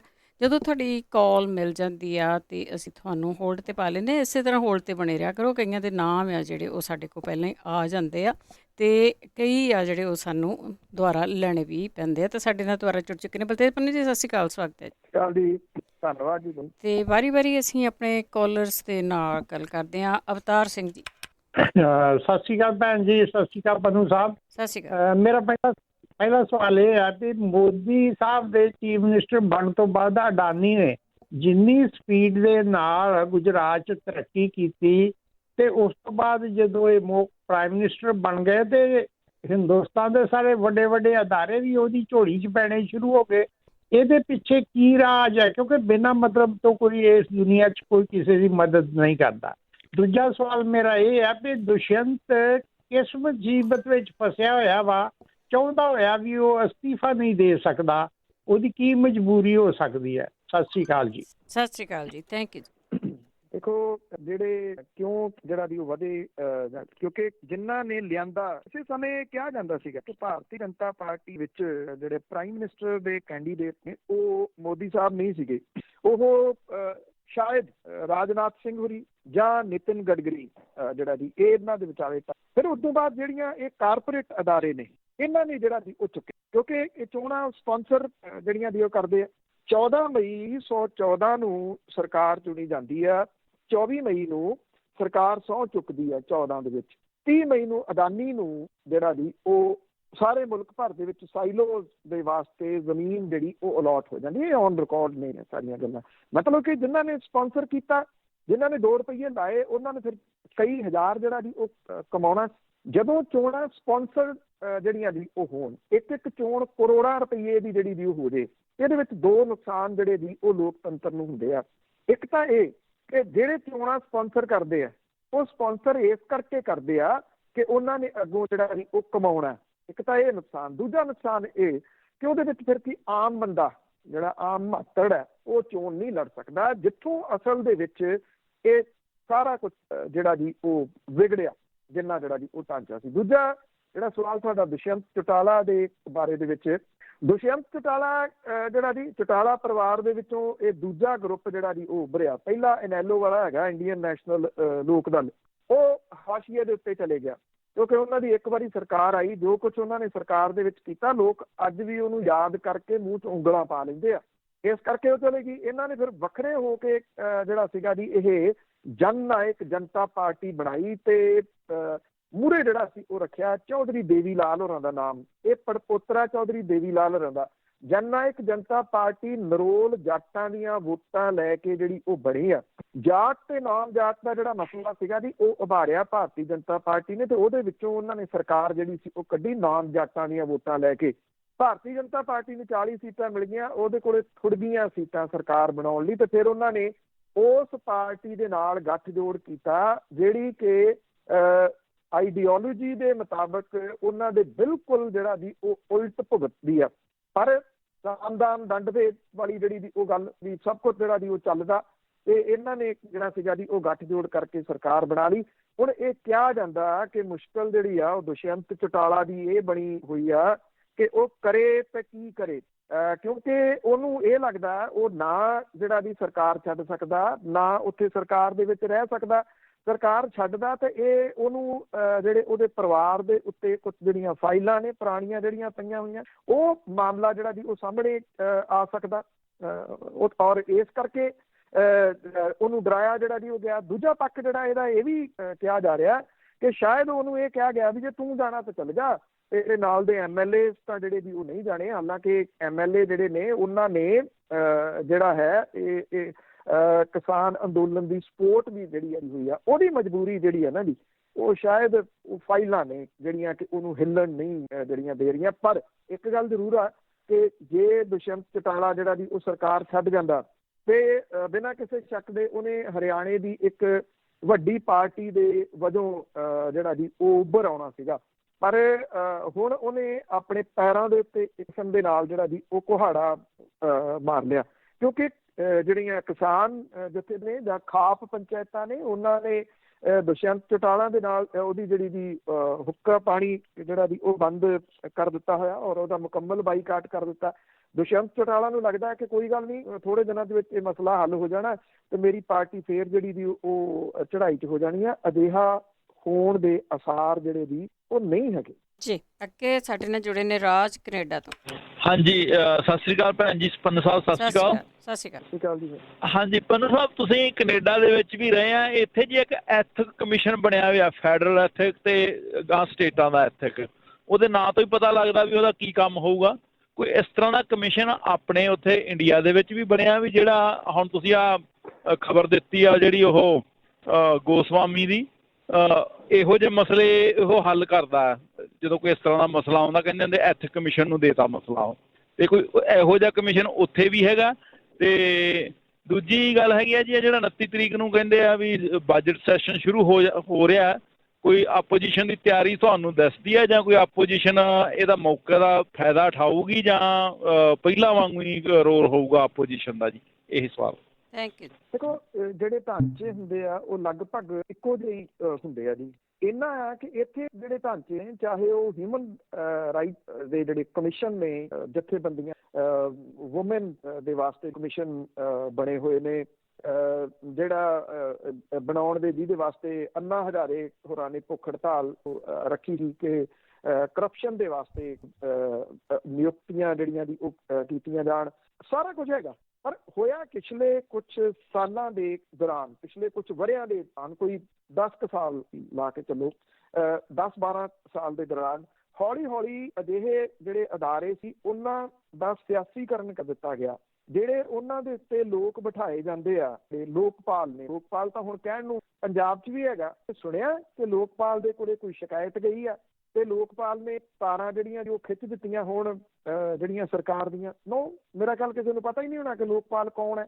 ਇਹ ਸਿਆਸੀ ਨਹੀਂ, ਜਿਹੜੇ ਸਿਆਸਤਦਾਨ ਨੇ ਉਹਨਾਂ ਨੇ ਚੋਰ ਮੋਰੀਆਂ ਉਹ ਲੱਭ ਲੀਆਂ, ਬਚਣ ਦੇ ਢੰਗ ਲੱਭ ਲਏ। ਤੁਸੀਂ ਦੇਖੋ, DBI ਦੇ ਛਾਪਿਆਂ ਦੀ ਗੱਲ ਚੱਲੀ ਤੇ ਵਿਧਾਨ ਸਭਾ ਨੇ, ਪੰਜਾਬ ਵਿਧਾਨ ਸਭਾ ਨੇ ਮਤਾ ਪਾਸ ਕਰ ਲਿਆ, ਕਈ ਹੋਰ ਰਾਜਾਂ ਨੇ, ਕਿ CBI ਜਿਹੜੀ ਆ ਉਹ ਬਿਨਾਂ ਰਾਜ ਦੀ ਲਏ ਤੋਂ ਛਾਪਾ ਨਹੀਂ ਮਾਰ ਸਕਦੀ ਜਦੋਂ ਜਿਹੜਾ ਜੀ ਜਾਂ ਉਹਦੇ ਕੋਈ ਮਾਮਲਾ ਨਹੀਂ ਦਰਜ ਕਰ। ਜਦੋਂ ਕਿ ਜਿਹੜੇ ਆਮ ਲੋਕ ਨੇ ਉਹ ਉਹਦੇ ਵਿੱਚੋਂ ਜਿਹੜਾ ਜੀ ਇੱਕ ਕਿਸਮ ਦੇ ਨਾਲ ਕੱਢ ਦਿੱਤੇ ਗਏ ਵੀ ਜੇ ਆਮ ਲੋਕਾਂ ਨੂੰ ਕਰਨਾ ਤੁਸੀਂ ਜਿੰਨਾ ਮਰਜ਼ੀ ਜਿਹੜਾ ਜੀ ਉਹ ਕਰੀ ਚੱਲੋ। ਇਹ ਇਹਨਾਂ ਦਾ ਸਿਆਸੀਕਰਨ ਹੋ ਜਾਣਾ। ਮੈਂ ਬਹੁਤ ਵਾਰੀ ਇਹ ਗੱਲ ਦੇ ਇੱਥੇ ਇਸੇ ਪਲੇਟਫਾਰਮ ਦੇ ਉੱਤੇ ਆਖੀ ਆ ਕਿ ਹੌਲੀ ਹੌਲੀ ਅਧਿਕਾਰ ਦੇ ਵਾਸਤੇ ਲੜਨ ਵਾਲੇ ਲੋਕ, ਲੜਨ ਵਾਲੀਆਂ ਜਥੇਬੰਦੀਆਂ ਉਹ ਮੁਕਾ ਦਿੱਤਾ ਜਿਹੜਾ ਜੀ ਉਹ ਗਏ। ਨਹੀਂ ਤਾਂ ਉਹਨਾਂ ਦਾ ਬਹੁਤ ਥ੍ਰੈਟ ਹੁੰਦਾ ਸੀਗਾ ਜੀ। ਸਭ ਨੂੰ ਪਤਾ ਹੈ ਸਾਬਕਾ ਜਸਟਿਸ ਅਜੀਤ ਸਿੰਘ ਬੈਂਸ ਇੰਨੀ ਦੇਰ ਤੱਕ ਐਕਟਿਵ ਰਹੇ, ਉਹਨਾਂ ਦੇ ਬੇਟੇ ਰਾਜਵਿੰਦਰ ਬੈਂਸ ਐਕਟਿਵ ਨੇ ਅੱਜ ਕੱਲ੍ਹ, ਪਰ ਉਨੀ ਉਹ ਗੱਲ ਜਿਹੜੀ ਵੀ ਉਹ ਹੈ ਨਹੀਂ ਕਿ ਕਿਸੇ ਟਾਈਮ ਹੁੰਦੀ ਸੀ। ਮਨੁੱਖੀ ਅਧਿਕਾਰਾਂ ਦੇ ਵਾਸਤੇ ਸਿੰਘ ਖਾਲੜਾ ਹੋਰਾਂ ਦਾ ਨਾਮ ਬਹੁਤ ਵੱਡਾ ਨਾਮ ਹੈ, ਉਹ ਥ੍ਰੈਟ ਬਣ ਗਏ ਸਰਕਾਰ ਦੇ। ਸੋ ਅਜਿਹੇ ਥ੍ਰੈਟ ਮੁੜ ਕੇ ਨਾ ਬਣਨ, ਇਹਦਾ ਅਗਾਊਂ ਜਿਹੜਾ ਸੀ ਪ੍ਰਬੰਧ ਕਰ ਲਿਆ ਗਿਆ ਜੀ, ਉਹ ਉਜਾਗਰ ਨਾ ਸਕਣ। ਮਤਲਬ ਕਿ ਵੀ ਜਿਹੜੇ ਫੰਡਸ ਆਉਂਦੇ ਇਲੈਕਸ਼ਨ ਲੜਨ ਦੇ ਵਾਸਤੇ, ਜਿਹੜੀਆਂ ਵੱਖ-ਵੱਖ ਬਿਜ਼ਨਸਮੈਨ ਜਿਹੜੇ ਉਹ ਫੰਡ ਦਿੰਦੇ ਆ, ਉਹਦੇ ਉੱਤੇ ਜਿੰਦਾ ਕੁੰਡਾ ਲਾ ਲਿਆ ਵੀ ਇਹ ਦੱਸਣਾ ਵੀ ਇਹ ਫੰਡ ਜਿਹੜਾ ਉਹ ਕਿਹਨੇ ਦਿੱਤਾ। ਜਦੋਂ ਕਿ ਦੂਜੇ ਪਾਸੇ ਜਿਹੜੇ ਨੋਟਿਸ ਜਾਰੀ ਹੋ ਰਹੇ ਉਹਦੇ ਨਾਲ ਹੀ ਜਿਹੜੇ ਵੀ ਸੰਬੰਧਿਤ ਨੇ ਵੀ ਤੁਹਾਨੂੰ ਫੰਡ ਆਉਂਦਾ, ਫੰਡ ਤਾਂ ਅਸੀਂ ਪਾਰਟੀ ਜ਼ਿਆਦਾ ਆਉਂਦਾ, ਅਰਬਾਂ ਵਿੱਚ ਆਉਂਦਾ, ਉਹਦੇ ਉੱਤੇ ਜਿੰਦਾ ਕੁੰਡਾ ਕਿ ਇਹ ਨਹੀਂ ਅਸੀਂ ਕਿਸੇ ਨੂੰ ਵੀ ਜਿਹੜਾ ਜੀ ਉਹ ਦੇਖਣ ਕਿ ਇਹ ਕਿੱਥੋਂ ਆ ਰਿਹਾ, ਕੌਣ ਦੇ। ਜੀ ਅੱਗੇ ਸਾਡੇ ਨਾਲ ਜੁੜੇ ਹੋਏ ਨੇ ਰਾਜਾ। ਸਤਿ ਸ਼੍ਰੀ ਅਕਾਲ। ਸਤਿ ਸ਼੍ਰੀ ਅਕਾਲ ਜੀ। ਸਤਿ ਸ਼੍ਰੀ ਅਕਾਲ। ਹਾਂਜੀ, ਮੈਂ ਆਪਣਾ ਪੰਨੂ ਸਾਹਿਬ ਦਾ ਵੀ ਬਹੁਤ ਧੰਨਵਾਦ ਕਰਦਾ, ਜਿਹੜਾ ਬਹੁਤ ਯੋਗਦਾਨ ਪਾ ਰਹੇ ਆ ਧਰਨੇ ਦੇ ਉੱਤੇ। ਤੇ ਇੱਕ ਮੈਂ ਇੱਥੇ ਰਿਕੁਐਸਟ ਕਰਨਾ ਚਾਹੁੰਦਾ, ਜਿਵੇਂ ਆਪਣੇ ਦੇਖਿਆ ਵੀ ਜ਼ਮੀਨਾਂ ਮਾਮਲੇ ਤੇ ਦਿੱਤੀਆਂ ਜਿੰਨੇ NRI ਨੇ, ਵੀ ਉਹਨਾਂ ਨੂੰ ਮੈਂ ਤੁਹਾਡੇ ਰਾਹੀਂ ਇੱਕ ਬੇਨਤੀ ਕਰਨਾ ਚਾਹੁੰਦਾ ਵੀ ਆਹ 6 ਮਹੀਨੇ ਦਾ ਮਾਮਲਾ ਵੀ ਉਹਨਾਂ ਨੂੰ ਮਾਫ਼ ਕੀਤਾ ਜਾਵੇ ਤੇ ਉਹਨਾਂ ਨੂੰ ਕਿਹਾ ਜਾਵੇ ਵੀ ਆਪ ਯੋਗਦਾਨ ਵੱਧ ਤੋਂ ਵੱਧ ਧਰਨਿਆਂ ਉੱਤੇ ਪਾਉਣ, ਕਿਉਂਕਿ ਸਾਰੇ ਜੱਟਾਂ ਦਾ ਧਿਆਨ ਉੱਧਰ ਆ। ਜ਼ਿਆਦਾ ਮਾਮਲਾ ਤੁਹਾਨੂੰ ਪਤਾ ਹੀ ਆ, ਆਪਣੇ ਬਜ਼ੁਰਗ ਹੀ ਇਕੱਠਾ ਕਰਦੇ ਆ, ਜਿਹੜੇ ਦਾਦੇ ਸਾਡੇ ਹੈਗੇ ਆ, ਤੇ ਉਹਨਾਂ ਨੂੰ ਰਾਹੀਂ ਬੇਨਤੀ ਕਰਨਾ ਚਾਹੁੰਦਾ ਵੀ ਇਹ 6 ਮਹੀਨੇ ਦਾ ਜ਼ਰੂਰ ਮਾਮਲਾ ਜੱਟਾਂ ਨੂੰ ਇਹ ਛੱਡਣਾ ਚਾਹੀਦਾ ਵਾ। ਇਹੀ ਕਹਿਣਾ ਚਾਹੁੰਦਾ ਜੀ। ਧੰਨਵਾਦ ਜੀ। ਅਸੀਂ ਤਾਂ ਬੇਨਤੀ ਪਹਿਲਾਂ ਵੀ ਜਿਹੜੀ ਉਹ ਕੀਤੀ ਸੀ, ਪਰ ਪਤਾ ਨਹੀਂ ਲੱਗਿਆ ਵੀ ਜਿਹੜੇ ਪ੍ਰਵਾਸੀ ਭਾਈਚਾਰਾ ਉਹਨੇ ਇਹਦੇ ਉੱਤੇ ਕੰਨ ਕਿਉਂ ਨਹੀਂ ਧਰਿਆ ਜੀ। ਉੱਦਾਂ ਅਸੀਂ ਐਕਟਿਵਲੀ ਹਰ ਚੀਜ਼ ਦੇ ਵਿੱਚ ਜਿਹੜਾ ਦੀ ਉਹ ਪਾਰਟੀਸਪੇਟ ਕਰ ਰਿਹਾ ਹਰ ਪੱਖੋਂ। ਇਹ ਮਾਮਲਾ ਜਿਹੜਾ ਦੀ ਪਤਾ ਨਹੀਂ ਕਿਉਂ ਨਹੀਂ ਜਿਹੜਾ ਦੀ ਉਹ ਮੰਨ ਸਕਿਆ। ਤੁਹਾਡੀ ਤੁਸੀਂ ਦੁਬਾਰਾ ਅਪੀਲ ਜਿਹੜੀ ਦੀ ਉਹ ਕਰ ਦਿੱਤੀ ਹੈ, ਦੇਖਦੇ ਹਾਂ ਕਿੰਨੇ ਕੁ ਲੋਕ ਇਹਨੂੰ ਜਿਹੜਾ ਦੀ ਉਹ ਸੁਣ ਲੈਂਦੇ ਆ ਜੀ। ਅੱਗੇ ਜਸਵੰਤ ਸਿੰਘ ਜੌਲ ਬਿਆਨਾ ਤੋਂ। ਸਤਿ ਸ਼੍ਰੀ ਅਕਾਲ ਜਸਵੰਤ ਸਿੰਘ ਜੀ। ਜਸਵੰਤ ਸਿੰਘ ਜੀ ਤੁਸੀਂ ਲਾਈਨ ਤੇ ਹੋ। ਇਹ ਵੱਡੇ ਮੁਲਕਾਂ ਵਿੱਚ ਬਹੁਤ ਲੰਬੇ ਟਾਈਮ ਤੋਂ ਲਾਗੂ ਆ ਨਾ ਜੀ ਚੀਜ਼ ਇਹ ਨਾ। ਤੁਸੀਂ ਦੁਬਾਰਾ ਸਵਾਲ ਕਰੋ, ਤੁਹਾਡਾ ਵਿੱਚ ਆਵਾਜ਼ ਕੱਟੀ ਗਈ। ਹਾਂਜੀ ਭੈਣ ਜੀ। ਜੀ ਜੀ ਦੁਬਾਰਾ। ਮੇਰਾ ਸਵਾਲ ਹੈ ਜੀ, ਜਿੱਦਾਂ ਹੁਣ ਜੀ ਹਾਂਜੀ ਮੰਡੀਕਰਨ ਆਪਣੇ ਵੀ ਮੰਡੀਕਰਨ ਦੇ ਅੱਗੇ ਬੰਦੇ ਖੜੇ ਕਰਕੇ ਮੰਡੀਕਰਨ ਖਤਮ ਕੀਤਾ ਜਾਊਗਾ ਨਾ ਜੀ। ਜਿਹੜਾ ਜੀ ਇਹ ਚੀਜ਼ ਹੈ, ਇਹ ਅਮਰੀਕਾ ਲਾ ਲਓ, ਕੈਨੇਡਾ ਲਾ ਲਓ, ਯੂਰਪ ਸਾਰਾ ਲਾ ਲਓ ਜੀ, ਇੱਥੇ ਮੰਡੀਕਰਨ ਹੈ ਨਹੀਂ ਜੀ। ਇੱਥੇ ਫਸਲ ਬਸ ਕੰਟਰੈਕਟ ਤੇ ਵੀ ਚੀਜ਼ ਜਾਂਦੀ ਹੈ ਜੀ। ਤੇ ਜੇ ਆਪਾਂ ਹਿਸਾਬ ਕਿਤਾਬ ਲਾਉਂਦੇ ਹਾਂ ਜੀ 1850 ਰੁਪਏ ਰੇਟ ਹੈ ਜੀ ਇੰਡੀਆ ਕਣਕ ਦਾ ਜੀ। ਤੇ ਯੂਰਪ ਦੇ ਵਿੱਚ ਹੈਗਾ ਜੀ 20 ਯੂਰੋ ਨੂੰ ਕੁਆਂਟਲ ਜੀ। ਲਗਭਗ ਬਰਾਬਰ ਰੇਟ ਚੱਲ ਰਿਹਾ ਨਾ ਜੀ। ਪਰ ਜਿਹੜੇ ਮੁਲਕ ਹੁਣ ਹਾਰਾ ਨਾਰਾ ਮਾਰਦੇ ਇਹਨਾਂ ਦੇ ਥਰੂ, ਪਰ ਉਹਨਾਂ ਦੇ ਮੁਲਕਾਂ 'ਚ ਆਪਣੇ ਕਾਨੂੰਨ ਹੈ ਨਹੀਂ ਜੀ। ਉਹ ਕਿਹੜੇ ਹਿਸਾਬ ਨਾਲ ਭਾਜੀ ਕਰ ਰਹੇ ਆ ਜੀ? ਇਹ ਆਪਾਂ ਇਹਦੇ ਵਿਰੁੱਧ ਨਹੀਂ ਹੈਗੇ ਜੀ, ਅਸੀਂ ਆਪਣੇ ਹਮਾਇਤ ਭਰਦੇ ਹਾਂ ਚੀਜ਼ ਵੀ ਬਚਣਾ ਚਾਹੀਦਾ। ਪਰ ਜਿਹੜੇ ਉਹਨਾਂ ਨੇ ਪਹਿਲਾਂ ਕਾਨੂੰਨ ਲਾਗੂ ਕੀਤਾ ਆ ਉਹ ਇਹ ਚੀਜ਼ ਕਹਿੰਦੇ ਵੀ ਗਲਤ ਆ, ਪਰ ਉਹ ਆਪਣੇ ਮੁਲਕ 'ਚ ਉਹ ਚੀਜ਼ ਉਹ ਲਾਗੂ ਨਹੀਂ ਕਰ ਰਹੇ ਜੀ। ਇਹ ਸਵਾਲ ਹੈ ਭਾਜੀ ਮੇਰਾ ਜੀ। ਥੈਂਕ ਯੂ ਜੀ, ਥੈਂਕ ਯੂ। ਦੇਖੋ ਜਿਹੜੇ ਕਾਰਪੋਰੇਟ ਅਦਾਰੇ ਨੇ ਉਹ ਹਰ ਜਗ੍ਹਾ ਦੇ ਉੱਤੇ ਜਿਹੜਾ ਦੀ ਉਹ ਕਾਬਜ਼ ਹੋ ਗਏ। ਇੱਕ ਸੱਜਣ ਸਨ, ਉਹਨਾਂ ਨੇ ਇੱਕ ਦਿਨ ਇੱਕ ਵੀਡੀਓ ਪਾਈ ਸੀ, ਕੈਨੇਡਾ ਤੋਂ ਸਨ, ਉਹ ਬ੍ਰਿਟਿਸ਼ ਕੋਲੰਬੀਆ ਵਾਲੀ ਸਾਈਡ ਤੋਂ।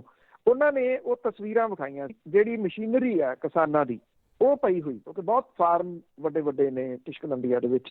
ਉਹ ਗਲੀ ਹੋਈ ਮਸ਼ੀਨਰੀ ਦੇ। ਅੱਛਾ, ਉਹ ਗਲੀ ਹੋਈ ਕਿਉਂ ਪਈ ਹੈ ਮਸ਼ੀਨਰੀ? ਕਿਉਂਕਿ ਕਾਂਟਰੈਕਟ ਫਾਰਮਿੰਗ ਦੇ ਨਾਮ ਦੇ ਹੇਠ ਜਿਹੜੇ ਵੱਡੇ ਘਰਾਣੇ ਨੇ ਉਹਨਾਂ ਨੇ ਕਬਜ਼ੇ ਜਿਹੜੇ ਦੀ ਉਹ ਕਰ ਲਏ। ਛੋਟਾ ਕਿਸਾਨ ਉੱਥੇ ਵੀ ਉਹ ਮਾਰਿਆ ਗਿਆ।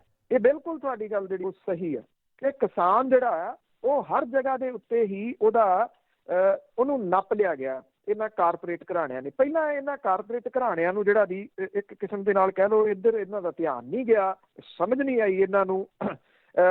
ਮੇਰੀ ਚਾਚੇ ਪਿਛਲੇ ਕੁਝ ਸਮੇਂ ਤੋਂ ਇਹਨਾਂ ਨੂੰ ਸਮਝ ਆਉਣ ਲੱਗੀ ਕਿ ਸਭ ਤੋਂ ਵੱਡੀ ਮਾਰਕੀਟ ਜਿਹੜੀ ਆ ਉਹ ਤਾਂ ਫੂਡ ਹੈ, ਕਿਉਂਕਿ ਉਹਦੀ ਤਾਂ ਜ਼ਰੂਰਤ ਪੈਣੀ ਹੀ ਪੈਣੀ ਹੈ, ਚਾਹੇ ਕੁਝ ਵੀ ਹੋ ਜਾਏ। ਖਾਣਾ ਤਾਂ ਹਰੇਕ ਨੇ ਆ, ਸਵੇਰ ਨੂੰ ਵੀ ਖਾਣਾ, ਦੁਪਹਿਰੇ ਵੀ ਖਾਣਾ, ਤੇ ਰਾਤ ਵੀ ਜਿਹੜਾ ਦੀ ਉਹ ਖਾਣਾ। ਤੇ ਉਹ ਇਹ ਕਿਸ ਤਰ੍ਹਾਂ ਦੀ ਚੀਜ਼ ਆ ਜਿਹੜੀ ਮੰਡੀ ਜਿਹੜੀ ਹੈ ਉਹ ਕਦੀ ਘਾਟੇ 'ਚ ਨਹੀਂ ਜਾ ਸਕਦੀ। ਇਸ ਕਰਕੇ ਮਾੜੀ ਨਿਗਾਹ ਜਿਹੜੀ ਦੀ ਉਹ ਕਾਰਪੋਰੇਟ ਘਰਾਣਿਆਂ ਦੀ ਇਹਦੇ ਉੱਤੇ ਜਿਹੜਾ ਉਹ ਪੈ ਗਈ।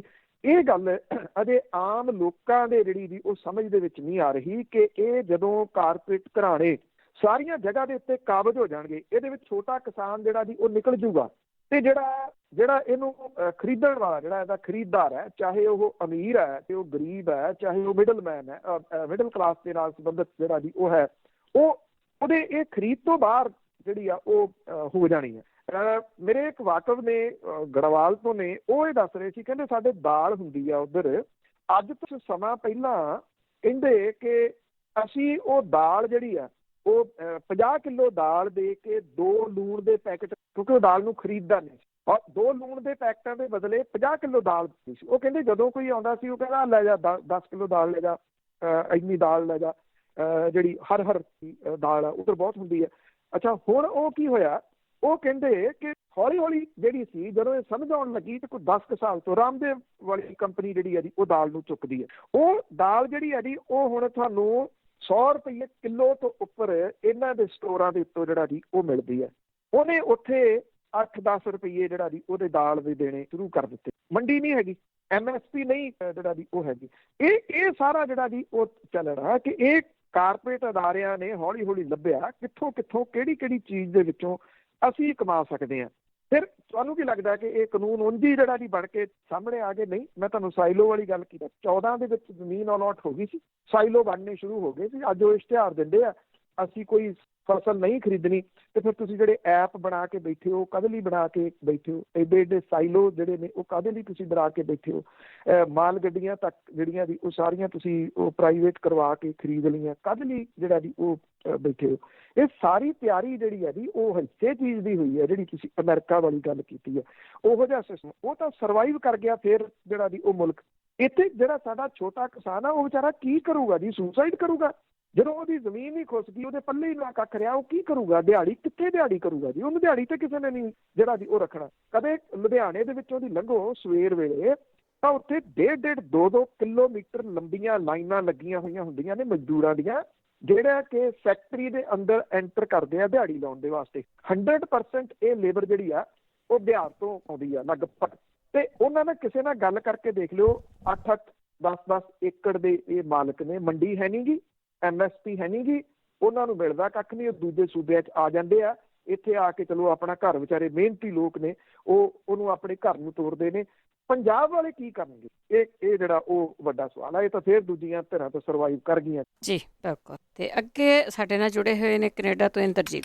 ਹਾਂਜੀ, ਸਤਿ ਸ਼੍ਰੀ ਅਕਾਲ ਜੀ। ਸਤਿ ਸ਼੍ਰੀ ਅਕਾਲ। ਹਾਂਜੀ, ਮੈਂ ਪੰਨੂ ਸਾਹਿਬ ਨੂੰ ਪੁੱਛਣਾ ਸੀ ਸਵਾਲ। ਜਿਵੇਂ ਰਵੀ ਸਿੰਘ ਖਾਲਸਾ ਏਡ ਵਾਲੇ ਆ, ਇੱਕ ਪਾਸੇ ਉਹਨਾਂ ਨੂੰ ਦੁਨੀਆ ਦਾ ਸਭ ਤੋਂ ਵੱਡਾ ਅਵਾਰਡ ਮਿਲ ਰਿਹਾ ਹੈ ਨਾ, ਸਨਮਾਨਿਤ ਕਰ ਰਹੇ ਆ, ਦੂਜੇ ਪਾਸੇ ਉਹਨਾਂ ਨੂੰ ਨੋਟਿਸ ਮਿਲ ਰਿਹਾ। ਇੱਕ ਇਹ ਸਵਾਲ ਆ ਤੇ ਦੂਜੇ ਇਹਦਾ ਦੱਸ ਦਿਓ, ਤੇ ਇੱਕ ਤੁਹਾਨੂੰ ਵੀ ਜੇ ਕੋਈ ਨੋਟਿਸ ਮਿਲਿਆ ਉਹਦੇ ਬਾਰੇ ਵੀ ਚੱਲਣਾ ਪਰੋ ਵੀ।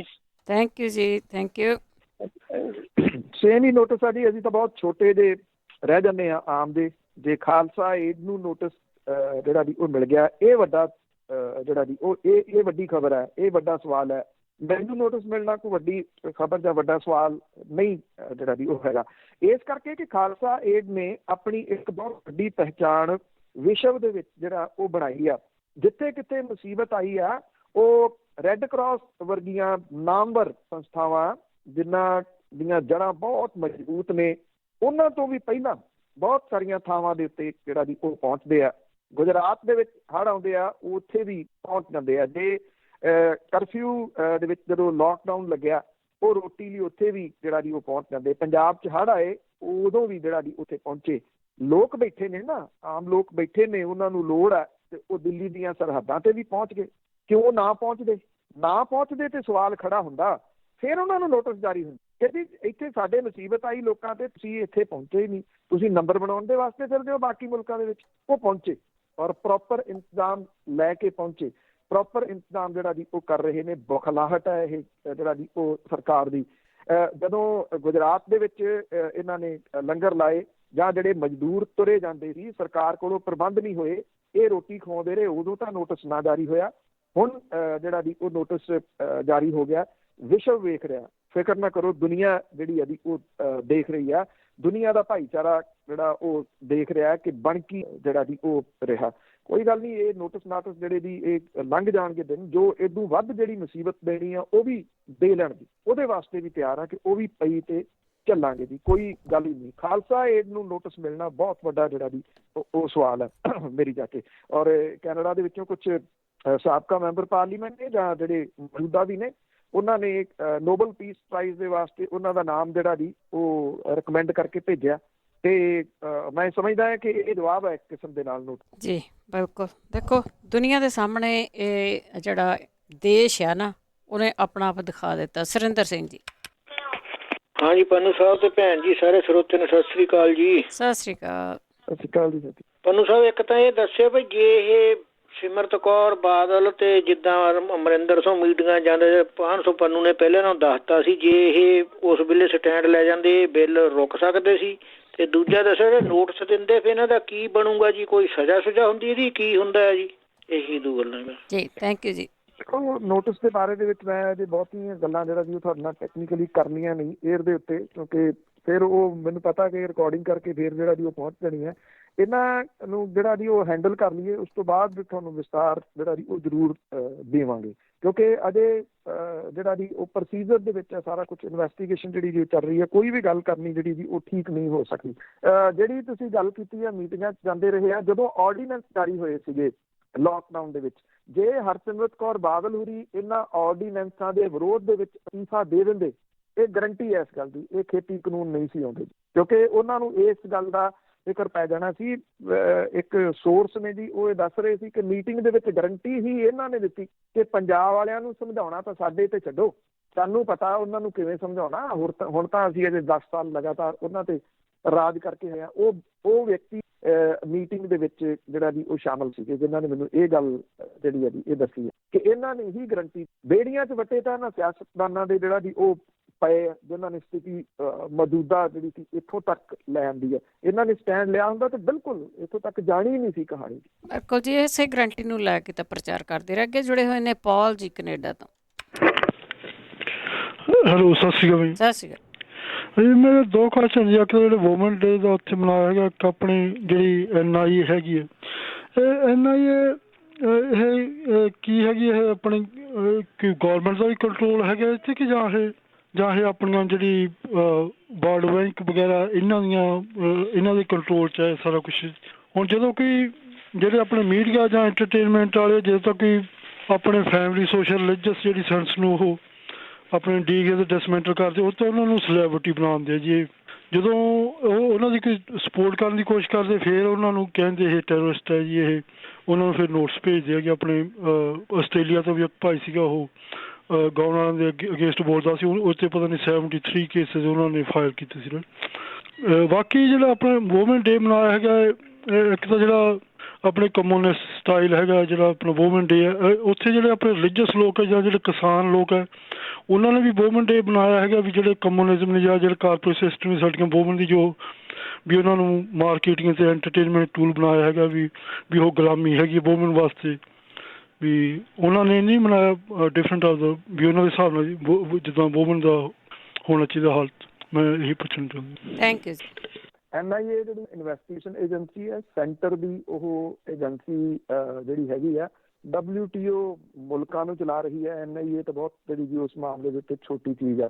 ਪਾਲ ਜੀ, ਜਦੋਂ ਤੁਸੀਂ ਜਿਹੜੇ ਔਰਤਾਂ ਨੂੰ ਟੂਲ ਜਿਹੜਾ ਜੀ ਉਹ ਬਣਾਇਆ ਤੇ ਮੇਰਾ ਖਿਆਲ ਮੈਨੂੰ ਇਹ ਤੋਂ ਅਗਲੀ ਗੱਲ ਕਰਦੇ ਆ ਜਿਹੜੀ ਜੀ ਉਹ ਸ਼ਰਮ ਆ ਰਹੀ ਹੈ ਕਿ ਤੁਹਾਡੇ ਵਰਗੀ ਸੋਚ ਵਰਗੇ ਜਿਹੜਾ ਜੀ ਉਹ ਲੋਕ ਬੈਠੇ ਆ ਜਿਹੜੇ ਕਿ ਔਰਤ ਨੂੰ ਧੜਿਆਂ ਦੇ ਨਾਲ ਜਿਹੜਾ ਜੀ ਉਹ ਜੋੜ ਰਹੇ ਆ। ਉੱਥੇ 3 ਟਾਈਪ ਦੀਆਂ ਔਰਤਾਂ ਜਿਹੜੀਆਂ ਜੀ ਉਹ ਸਨ, ਸਾਡੀਆਂ ਮਾਵਾਂ, ਸਾਡੀਆਂ ਭੈਣਾਂ ਤੇ ਸਾਡੀਆਂ ਬੱਚੀਆਂ। ਇਸ ਤੋਂ ਉੱਪਰ ਤਾਂ ਕੋਈ ਜਿਹੜਾ ਜੀ ਉਹ ਜਵਾਬ ਨਹੀਂ ਦਿੱਤਾ ਜਿਹੜਾ ਜੀ ਉਹ ਦੇ ਸਕਦਾ। ਇਹੋ ਜਿਹੀ ਭਾਸ਼ਾ ਤੁਸੀਂ ਹੀ ਜਿਹੜੇ ਉਹ ਬਿਮਾਰ ਦਿਮਾਗ ਵਾਲੇ ਜਿਹੜੇ ਆ ਉਹ ਵਰਤ ਸਕਦੇ ਆ। ਮੈਂ ਤਾਂ ਜਿਹੜੇ ਗੱਲਬਾਤ ਜਿਹੜੀ ਸੀ ਉਹਦੇ ਵਿੱਚ ਵੀ ਇਹ ਗੱਲ ਕਹੀ ਸੀ ਜਿਹੜੀ ਨਿਊਜ਼ ਦੇ ਵਿੱਚ ਵੀ, ਤੇ ਹੁਣ ਵੀ ਕਹਿਣਾ ਕਿ ਉੱਥੇ ਕਾਮਰੇਡ ਪੰਥਕ ਜਾਂ ਕੋਈ ਹੋਰ ਨਹੀਂ ਬਲਕਿ ਉਹ ਸਾਡੀਆਂ ਮਾਵਾਂ, ਸਾਡੀਆਂ ਭੈਣਾਂ ਤੇ ਸਾਡੀਆਂ ਬੱਚੀਆਂ ਸਨ। ਔਰ ਉਹਨਾਂ ਦੇ ਉੱਤੇ ਸਾਨੂੰ ਇੰਨਾ ਮਾਣ ਹੈ ਕਿ ਸਾਡਾ ਸਿਰ ਜਿਹੜਾ ਜੀ ਉਹ ਫਖਰ ਦੇ ਨਾਲ ਕਈ ਫੁੱਟ ਜਿਹੜਾ ਜੀ ਉਹ ਉੱਚਾ ਹੋ ਗਿਆ ਕਿ ਸਾਡੀ ਇਹ ਜਿਹੜੀਆਂ 3 ਜਿਨ੍ਹਾਂ ਦੀ ਜ਼ਿੰਦਗੀ ਦੇ ਵਿੱਚ ਬਹੁਤ ਵੱਡੀ ਜਿਹੜੀ ਉਹ ਅਹਿਮੀਅਤ ਹੁੰਦੀ ਹੈ, ਉਹ ਸਾਰੀਆਂ ਦੀਆਂ ਸਾਰੀਆਂ ਇਸ ਮੋਰਚੇ ਦੇ ਵਿੱਚ ਬਰਾਬਰ ਦੀ ਧਿਰ ਬਣ ਕੇ ਆ ਕੇ ਜਿਹੜੀਆਂ ਜੀ ਉਹ ਖੜੀਆਂ ਹੋ ਗਈਆਂ। ਬਿਲਕੁਲ ਬਿਲਕੁਲ, ਬਹੁਤ ਵਧੀਆ ਸੀ ਪ੍ਰੋਗਰਾਮ ਉਹਨਾਂ ਦਾ। ਵਰਿੰਦਰ। ਹਾਂਜੀ, ਸਤਿ ਸ਼੍ਰੀ ਅਕਾਲ ਜੀ ਦੋਨਾਂ ਜਾਣਿਆਂ ਨੂੰ। ਸਤਿ ਸ਼੍ਰੀ ਅਕਾਲ। ਹਾਂਜੀ ਬਨੂ ਜੀ, ਪਹਿਲਾ ਸਵਾਲ ਤਾਂ ਮੇਰਾ ਇਹ ਸੀ ਕਿ ਉਹਦਾ ਚਲੋ ਕੁਛ ਹੱਦ ਤੱਕ ਤਾਂ ਤੁਸੀਂ ਜਵਾਬ ਦੇ ਦਿੱਤਾ। ਜਿਹੜੀ ਹਰਿਆਣੇ ਦੀ ਸਰਕਾਰ ਆ ਉਹਦੇ ਬਾਰੇ ਮੈਂ ਸੁਣਿਆ ਸੀ ਜਿਹੜੀ ਭਾਈਬੰਦ ਪਾਰਟੀ ਆ BJP ਦੇ ਨਾਲ 10 MLA ਆ ਉਹਦੇ, ਤਾਂ ਪਿੱਛੇ ਜੇ ਮੈਂ ਸੁਣਿਆ ਸੀ ਖਬਰਾਂ ਵਿੱਚ ਕਿ ਉਹ ਜਿੱਦਾਂ BJP ਨੇ ਥੋੜ੍ਹਾ ਆਪਣੇ ਨਾਲ ਆਪਣੇ ਵੱਲ ਨੂੰ ਕਰ ਲਏ, ਆਪਣੇ ਨਾਲ ਰਲਾ ਲਏ ਜਾਂ ਕੁਛ ਵੀ ਆ। ਜਦੋਂ ਹੁਣ ਕੋਈ ਵੀ MLA ਛੱਡ ਕੇ ਦੂਜੀ ਪਾਰਟੀ ਦੇ ਵਿੱਚ ਜਾਂਦਾ ਉਹਦੀ ਜਿਹੜੀ ਮੈਂਬਰੀ ਹੁੰਦੀ ਆ ਉਹ ਬਰਖਾਸਤ ਨਹੀਂ ਹੋ ਜਾਂਦੀ? ਤੇ ਇਹਦੇ ਬਾਰੇ ਮੈਂ ਪੁੱਛਣਾ ਚਾਹੁੰਦਾ। ਤੇ ਦੂਜਾ ਸਵਾਲ ਇਹ ਆ ਕਿ ਜਿੱਦਾਂ ਹੁਣ ਇਸ ਵੇਲੇ ਸੈਂਟਰ ਸਰਕਾਰ ਕਰ ਰਹੀ ਆ, ਨਾਲ ਰਲ ਕੇ ਪੰਜਾਬ ਸਰਕਾਰ ਵੀ ਕਰ ਰਹੀ ਆ, ਕੋਈ ਕੇਸ ਕਿਸੇ ਦੇ ਉੱਤੇ ਪਾ ਦੇਣਾ ਜਾਂ ਤੰਗ ਕਰਨਾ, ਤਾਂ ਕਿਸੇ ਨੂੰ ਵੀ ਅੱਤਵਾਦੀ ਕਹਿ ਦਿਓ ਜਾਂ ਕੁਛ ਵੀ ਕਹਿ ਦਿਓ, ਇਸ ਚੀਜ਼ ਦੇ ਉੱਤੇ ਜਿੰਦਾ ਕੁੰਦਾ ਨਹੀਂ ਹੈਗਾ? ਕਿਉਂਕਿ ਹੁਣ ਮੰਨ ਲਓ ਕਿਸੇ ਨੂੰ ਫਸਾ ਦਿੱਤਾ ਜਾਂਦਾ ਕੇਸ ਵਿੱਚ, ਉਹ 10 ਸਾਲ ਅੰਦਰ 15 ਸਾਲ ਰਹਿ ਕੇ ਬਾਅਦ ਵਿੱਚ ਸਾਬਤ ਹੁੰਦਾ ਕਿ ਉਹ ਤਾਂ ਬੇਕਸੂਰ ਸੀ, ਉਹਦੇ ਤਾਂ 10-15 ਸਾਲ ਉਹ ਤਾਂ ਜ਼ਿੰਦਗੀ 'ਚੋਂ ਖਤਮ ਹੋ ਗਏ ਨਾ। ਤੇ ਬਾਅਦ ਵਿੱਚ ਭਾਵੇਂ ਚਲੋ ਕੇਸ ਦਾ ਕੁਛ ਵੀ ਬਣਦਾ ਆਪਣੇ ਹੱਕ 'ਚ ਹੁੰਦਾ ਆ, ਇਹ ਚੀਜ਼ ਦੇ ਉੱਤੇ ਕੋਈ ਜਿੰਦਾ ਗੁੰਦਾ ਨਹੀਂ ਹੈਗਾ। ਇੱਦਾਂ ਤਾਂ ਹੁਣ ਸੈਂਟਰ ਸਰਕਾਰ ਪਾਵਰ ਵਿੱਚ ਆ ਆਪਣੀ, ਹੁਣ ਇਹ ਇੱਦਾਂ ਤਾਂ ਫਿਰ ਨਹੀਂ ਠੀਕ ਹੈ ਨਾ ਕਿ ਜੋ ਮਰਜ਼ੀ ਕਰੇ। ਇਹਦੇ ਉੱਤੇ ਕੁਛ ਨਹੀਂ ਕੀਤਾ ਜਾ ਸਕਦਾ ਕਿ ਉਹ ਆਪਣੇ ਜੋ ਵੀ ਲੋਕਾਂ ਦੇ ਉੱਤੇ ਥੋਪਣਾ ਚਾਹੁੰਦੀ ਆ ਉਹਦੇ ਤੋਂ ਬਚਿਆ ਜਾ ਸਕੇ। ਤੇ ਬਾਕੀ ਸੁਣ ਲੈਣ ਦਿਓ ਭੈਣ ਜੀ। ਠੀਕ ਹੈ ਜੀ। ਨਹੀਂ, ਉਹਦਾ ਕੀ ਜਿਹੜਾ ਜੀ ਉਹ ਕੀਤਾ ਜਾ ਸਕਦਾ, 2-3 ਚੀਜ਼ਾਂ ਹੁੰਦੀਆਂ ਨੇ। ਜਾਂ ਤਾਂ ਇੰਟਰਨੈਸ਼ਨਲ ਦਬਾਓ ਪਵੇ ਜਾਂ ਜਿਹੜੀਆਂ ਦੀ ਉਹ ਅਦਾਲਤਾਂ ਜਿਹੜੀਆਂ ਉੱਚ ਅਦਾਲਤਾਂ ਨੇ ਉਹ ਇਹਦੇ ਉੱਤੇ ਜਿੰਦਾ ਕੁੰਡਾ ਲਾਉਣ, ਉਹਦੇ ਉੱਤੇ ਮੈਨੂੰ ਗੱਲ ਕਰਨ ਦੀ ਜ਼ਰੂਰਤ ਨਹੀਂ। ਤੁਹਾਨੂੰ ਸਭ ਜਿਹੜਾ ਦੀ ਉਹ ਪਤਾ ਹੀ ਹੈ ਕਿ ਕੀ ਹਾਲਾਤ ਜਿਹੜੇ ਇੱਥੇ ਬਣੇ ਪਏ ਆ। ਜਿਹੜੀ ਤੁਸੀਂ ਗੱਲ ਕਹੀ ਵੀ ਜੇ ਉਹ ਦੂਜੀ ਪਾਰਟੀ ਦੇ ਵਿੱਚ ਚਲੇ ਜਾਂਦੇ ਆ, ਦੇਖੋ ਜੇ ਇੱਕ ਅੱਧਾ ਜਾਂਦਾ ਤਾਂ ਫਿਰ ਉਹਦੇ ਉੱਤੇ ਜਿਹੜਾ ਦੀ ਉਹ ਲਾਗੂ ਹੁੰਦਾ ਆ। ਜੇ 2/3 ਚਲੇ ਜਾਣ, ਜਿੱਦਾਂ 10 ਨੇ ਮੈਂਬਰ ਉਹਦੇ, ਇਹ 2 ਘਰ ਦੇ ਨੇ ਆਪਸ ਦੇ ਵਿੱਚ ਤੇ 8 ਦੂਜੇ, ਜੇ ਉਹ 8 ਨੂੰ ਨਾਲ ਲੈ ਜਾਂਦੇ ਆ ਫਿਰ ਨਹੀਂ ਐਂਟੀ ਡਿਫੈਕਸ਼ਨ ਲਾਅ ਜਿਹੜਾ ਜੀ ਉਹ ਇਹਨਾਂ ਦੇ ਉੱਤੇ ਨਹੀਂ ਲਾਗੂ ਹੋਊਗਾ, ਉਹ ਫਿਰ MLA ਬਣੇ ਰਹਿਣਗੇ। ਇਸ ਕਰਕੇ ਜੇ ਉਹ ਖੇਡ ਰਹੇ ਆ ਤੇ ਉਹ ਕੋਈ ਕੈਲਕੂਲੇਟਡ ਖੇਡ ਹੀ ਖੇਡ ਰਹੇ ਆ। ਉਂਝ ਵੈਸੇ 5 MLA ਨੇ ਇਹਨਾਂ ਦੇ ਜਨਨਾਇਕ ਜਨਤਾ ਪਾਰਟੀ ਦੇ ਜਿਨ੍ਹਾਂ ਨੇ ਕਿਸਾਨ ਅੰਦੋਲਨ ਦੀ ਹਮਾਇਤ ਜਿਹੜੀ ਆ ਉਹ ਕੀਤੀ ਆ। ਹੁਣ ਇਹ ਨਹੀਂ ਪਤਾ ਉਹ ਅੰਦਰੋਂ ਜਿਹੜਾ ਦੀ ਉਹ ਜਜਪਾ ਦੇ ਨਾਲ ਖੜੇ ਨੇ ਜਾਂ ਭਾਜਪਾ ਦੇ ਨਾਲ ਜਿਹੜਾ ਦੀ ਉਹ ਖੜੇ ਨੇ, ਲੋਕਾਂ ਦੇ ਵਿਰੋਧ ਤੋਂ ਡਰਦਿਆਂ ਹੋਇਆ ਉਹ ਇਹਦੀ ਸਪੋਰਟ ਕਰ ਰਹੇ ਆ। ਜੇ ਕੱਲ੍ਹ ਨੂੰ ਜਨਨਾਇਕ ਜਨਤਾ ਪਾਰਟੀ ਲਾਂਭੇ ਹੁੰਦੀ ਆ ਉਹ ਉਹਦੇ ਨਾਲ ਜਾਂਦੇ ਆ ਜਾਂ BJP ਨਾਲ ਖੜਦੇ ਆ, ਸਿਆਸਤਦਾਨਾਂ ਦਾ ਕੋਈ ਭਰੋਸਾ ਹੀ ਨਹੀਂ ਜਿਹੜਾ ਦੀ ਉਹ ਰਹਿ ਗਿਆ। ਉਹ ਸਿਰਫ ਔਰ ਸਿਰਫ ਆਪਣਾ ਜਿਹੜਾ ਦੀ ਉਹ ਸੋਚਦੇ ਆ ਕਿ ਸਾਡਾ ਫਾਇਦਾ ਜਿਹੜਾ ਦੀ ਉਹ ਕਿਵੇਂ ਹੋਊਗਾ। ਜੇ ਮੰਨ ਲਓ ਕੱਲ੍ਹ ਨੂੰ ਭਾਰਤੀ ਜਨਤਾ ਪਾਰਟੀ ਉਹਨਾਂ ਨੂੰ ਨਾਲ ਖੜਦੀ ਆ ਜਿਹੜਾ ਦੀ ਇੱਧਰੋਂ ਤੋੜ ਕੇ, ਤੇ ਉਹ ਲਾਲਚ ਦੇ ਕੇ ਲੈ ਕੇ ਜਾਊਗੀ ਨਾ ਵੀ ਬੋਲੋ ਮੰਤਰਾਲਾ ਕਿਹੜਾ ਚਾਹੀਦਾ ਜਾਂ ਤੁਹਾਨੂੰ ਚੇਅਰਮੈਨ ਦੀ ਜਿਹੜੀ ਦੀ ਉਹ ਕਿਹੜੀ ਚਾਹੀਦੀ ਆ, ਮਲਾਈਦਾਰ ਮਹਿਕਮਾ ਤੁਹਾਨੂੰ ਦੇ ਦਿੰਦੇ ਆ, ਪੈਸੇ ਕਮਾਓ ਆਰਾਮ ਦੇ ਨਾਲ ਤੇ ਕਿਸਾਨਾਂ ਨੂੰ ਛੱਡੋ ਤੁਸੀਂ, ਜਾਂ ਹੱਕਾਂ ਦੀ ਜਿਹੜੀ ਉਹ ਗੱਲ ਕਰ ਰਹੇ ਉਹਨਾਂ ਨੂੰ ਛੱਡੋ। ਤੇ ਫਿਰ ਤੁਹਾਨੂੰ ਲੱਗਦਾ ਕਿ ਉਹ ਜਿਹੜਾ ਦੀ ਅਸੂਲ ਤੇ ਰਾਜਨੀਤੀ ਜਿਹੜੀ ਦੀ ਇਹ 2 ਚੀਜ਼ਾਂ ਇੱਦਾਂ ਦੀਆਂ ਹੋ ਗਈਆਂ ਗੱਡੀ ਦੀ ਲਾਈਨ ਵਰਗੀਆਂ, ਜਿਹੜੀਆਂ ਬਰਾਬਰ ਚੱਲਦੀਆਂ ਨੇ ਪਰ ਆਪਸ 'ਚ ਮਿਲਦੀਆਂ ਕਿਤੇ। ਜਿਹੜੀ ਰਾਜਨੀਤੀ ਆ ਉਹ ਅਸੂਲ ਦੇ ਉੱਤੇ ਨਹੀਂ ਚੱਲਦੀ, ਅਸੂਲ ਜਿਹੜੇ ਕੋਲੇ ਆ ਉਹ ਰਾਜਨੀਤੀ ਸਿੰਪਲ ਜੀ ਜਿਹੜੀ ਉਹ ਗੱਲ ਹੈ। ਇਹ ਕਹਿ ਦੇਣਾ ਕਿ ਉਹਨਾਂ ਦੀ ਜ਼ਮੀਰ ਜਾਗ ਪੂਰੀ ਦੀ ਉਹ ਇਹ ਤਾਂ ਗੱਲਾਂ ਹੀ ਪੁਰਾਣੀਆਂ ਹੋ ਗਈ, ਕਿਤਾਬਾਂ ਵਾਲੀਆਂ ਰਹਿ ਗਈਆਂ, ਰਿਐਲਿਟੀ ਦੇ ਵਿੱਚ ਤਾਂ ਕਿਤੇ ਨਹੀਂ ਗਈਆਂ ਜੀ। ਅੱਗੇ ਜੁੜੇ ਹੋਏ ਨੇ ਸਾਡੇ ਨਾਲ ਕਿਰਨ। ਸਤਿ ਸ਼੍ਰੀ ਅਕਾਲ। ਸਤਿ ਸ਼੍ਰੀ ਅਕਾਲ ਜੀ। ਸਤਿ ਸ਼੍ਰੀ ਅਕਾਲ। ਮੇਰਾ ਇੱਕ ਸਵਾਲ ਹੈ ਕਿ ਜਿਵੇਂ ਸਰਕਾਰ ਨੇ ਆਪਣੇ ਬਚਾਅ ਦੇ ਲਈ ਸੁਪਰੀਮ ਕੋਰਟ ਨੂੰ ਇੱਕ ਤਰ੍ਹਾਂ ਨਾਲ ਢਾਲ ਬਣਾ ਕੇ ਕਿਸਾਨ ਜਥੇਬੰਦੀਆਂ ਦੇ ਅੱਗੇ ਖੜਾ ਕਰ ਦਿੱਤਾ, ਜਦ ਕਿ ਜਥੇਬੰਦੀਆਂ ਨੇ ਤਾਂ ਨਾ ਕੋਰਟ ਨੂੰ ਅਪਰੋਚ ਕੀਤਾ, ਨਾ ਆਪਣੀ ਉੱਥੇ ਕੋਈ ਗ੍ਰੀਵੈਂਸ ਦਿਖਾਈ ਹੈ ਜਾਂ ਦੱਸੀ ਹੈਗੀ ਹੈ।